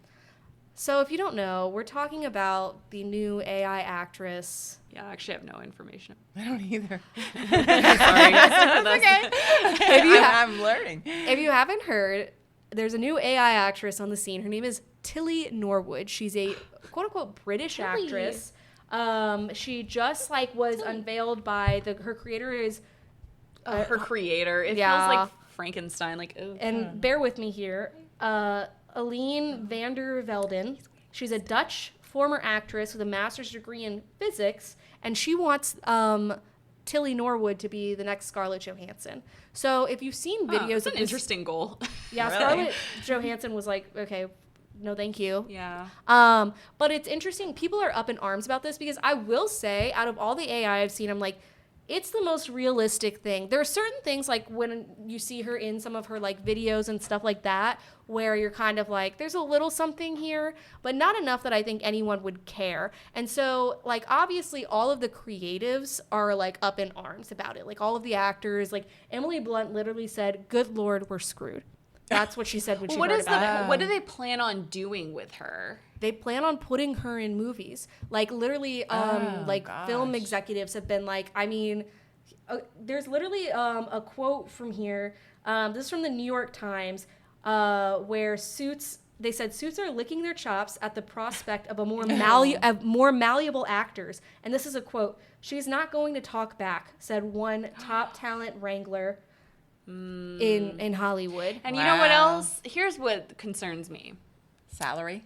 No. She's very it looks like Young. a teenager. So what do you think they're gonna do some creepy things with that? And Already. I think that's not good. Apparently men already prefer her to regular actresses because of her natural beauty. She's not going to age. She doesn't need Botox. not She doesn't real. need fillers. She's not a real person. But it's and I think, it's, again, this is me on my feminist soapbox, but I think it's really telling that we've created a female AI actress before we've seen a male one. Good because point. you know what? We just really want our women to not talk back, to just do what we say. We don't have to pay them. They aren't going to age. They basically have to do what we say. What more could we want from a... Question, do they not have to pay the creator? I think they do have to pay the creator, but it's not going to be the same as an actress. You know what I mean? And you don't have to worry about them getting injured on set. You don't have to worry about her getting pregnant. You don't have to worry about any of that because she's not a real person. Do they crazy. would they just not that anyone would ever accept this actress in an actual movie? By the way, I don't think any... I think at this point, no, but I don't think we're far from it. They're already trying to cast her in these kind of what do you call it, sci-fi short role type of thing. That's why I was like, she will be in a lot of B movies. Yeah, but how would they even do that? They just later so an actor has to just act to nothing and then they put her in later. Is that kind of what like it is? CGI. I think so, unless they come out with more actors that are also AI. Then it's just so there was kind of a Black Mirror episode about this in the last season, right? Yeah, a little bit. Yeah, a little bit, maybe not. The one with Issa Rae. Yeah, that's what I was thinking. It's problematic. I think it's creepy that she looks as young as she does. So I think that they're going to do a lot with that, and it's going to be weird. Yeah, and I think we should all be really scared. I think AI is really it's developing so rapidly that we just don't have the infrastructure to put the regulations in place. I think eventually we're going to have laws and precautions, et cetera, but we just are in the wild west of AI. Yeah. And it reminds me of I always think of in our lifetime, I think like the internet, for example, is one of those like life-changing things where it's like, you know, I think about my parents telling me about like pre-internet times and like it was different. Things were different. And I always think like, what am I going to tell my kids about? I'm like, it's probably going to be pre-AI. Like, yeah, like we used to have real actresses in movies. You know what I mean? Yeah. Like it's really Scary. changing. It is. It's changing the landscape of everything. And they're like, eventually we could have AI like lighting producer or production. We can have AI like boom mic guys. We can have, you know what I mean? Like we just don't need to pay anyone to make a movie anymore. But I think we're going to get to this point where we're just going to be so oversaturated by AI. It's uncanny valley. Like, I don't think we're at the point where it's like the human eye can fully like you can tell. Even with her, there was one thing. It's like it's always in the eyes where you're just kind of like, there's something like besides that. Honestly, it's hard to tell. Right. But I think like we're gonna get to a point in a society where it's like, well, we just don't want to. We want something real. Yeah. Right. Your eyes are, what is it? The eyes are the window to your soul, and Yeah. there's no soul, you know? It's Exactly. Just, it's fake. Yeah. Or to quote another movie, the eyes, Chico, they never lie. What movie is that? Oh my God, Scarface. Oh. Yeah. I love Scarface. Yes. Oh. Al Pacino. Yeah. Here he comes again. Al Pacino. We're taking it Always relevant.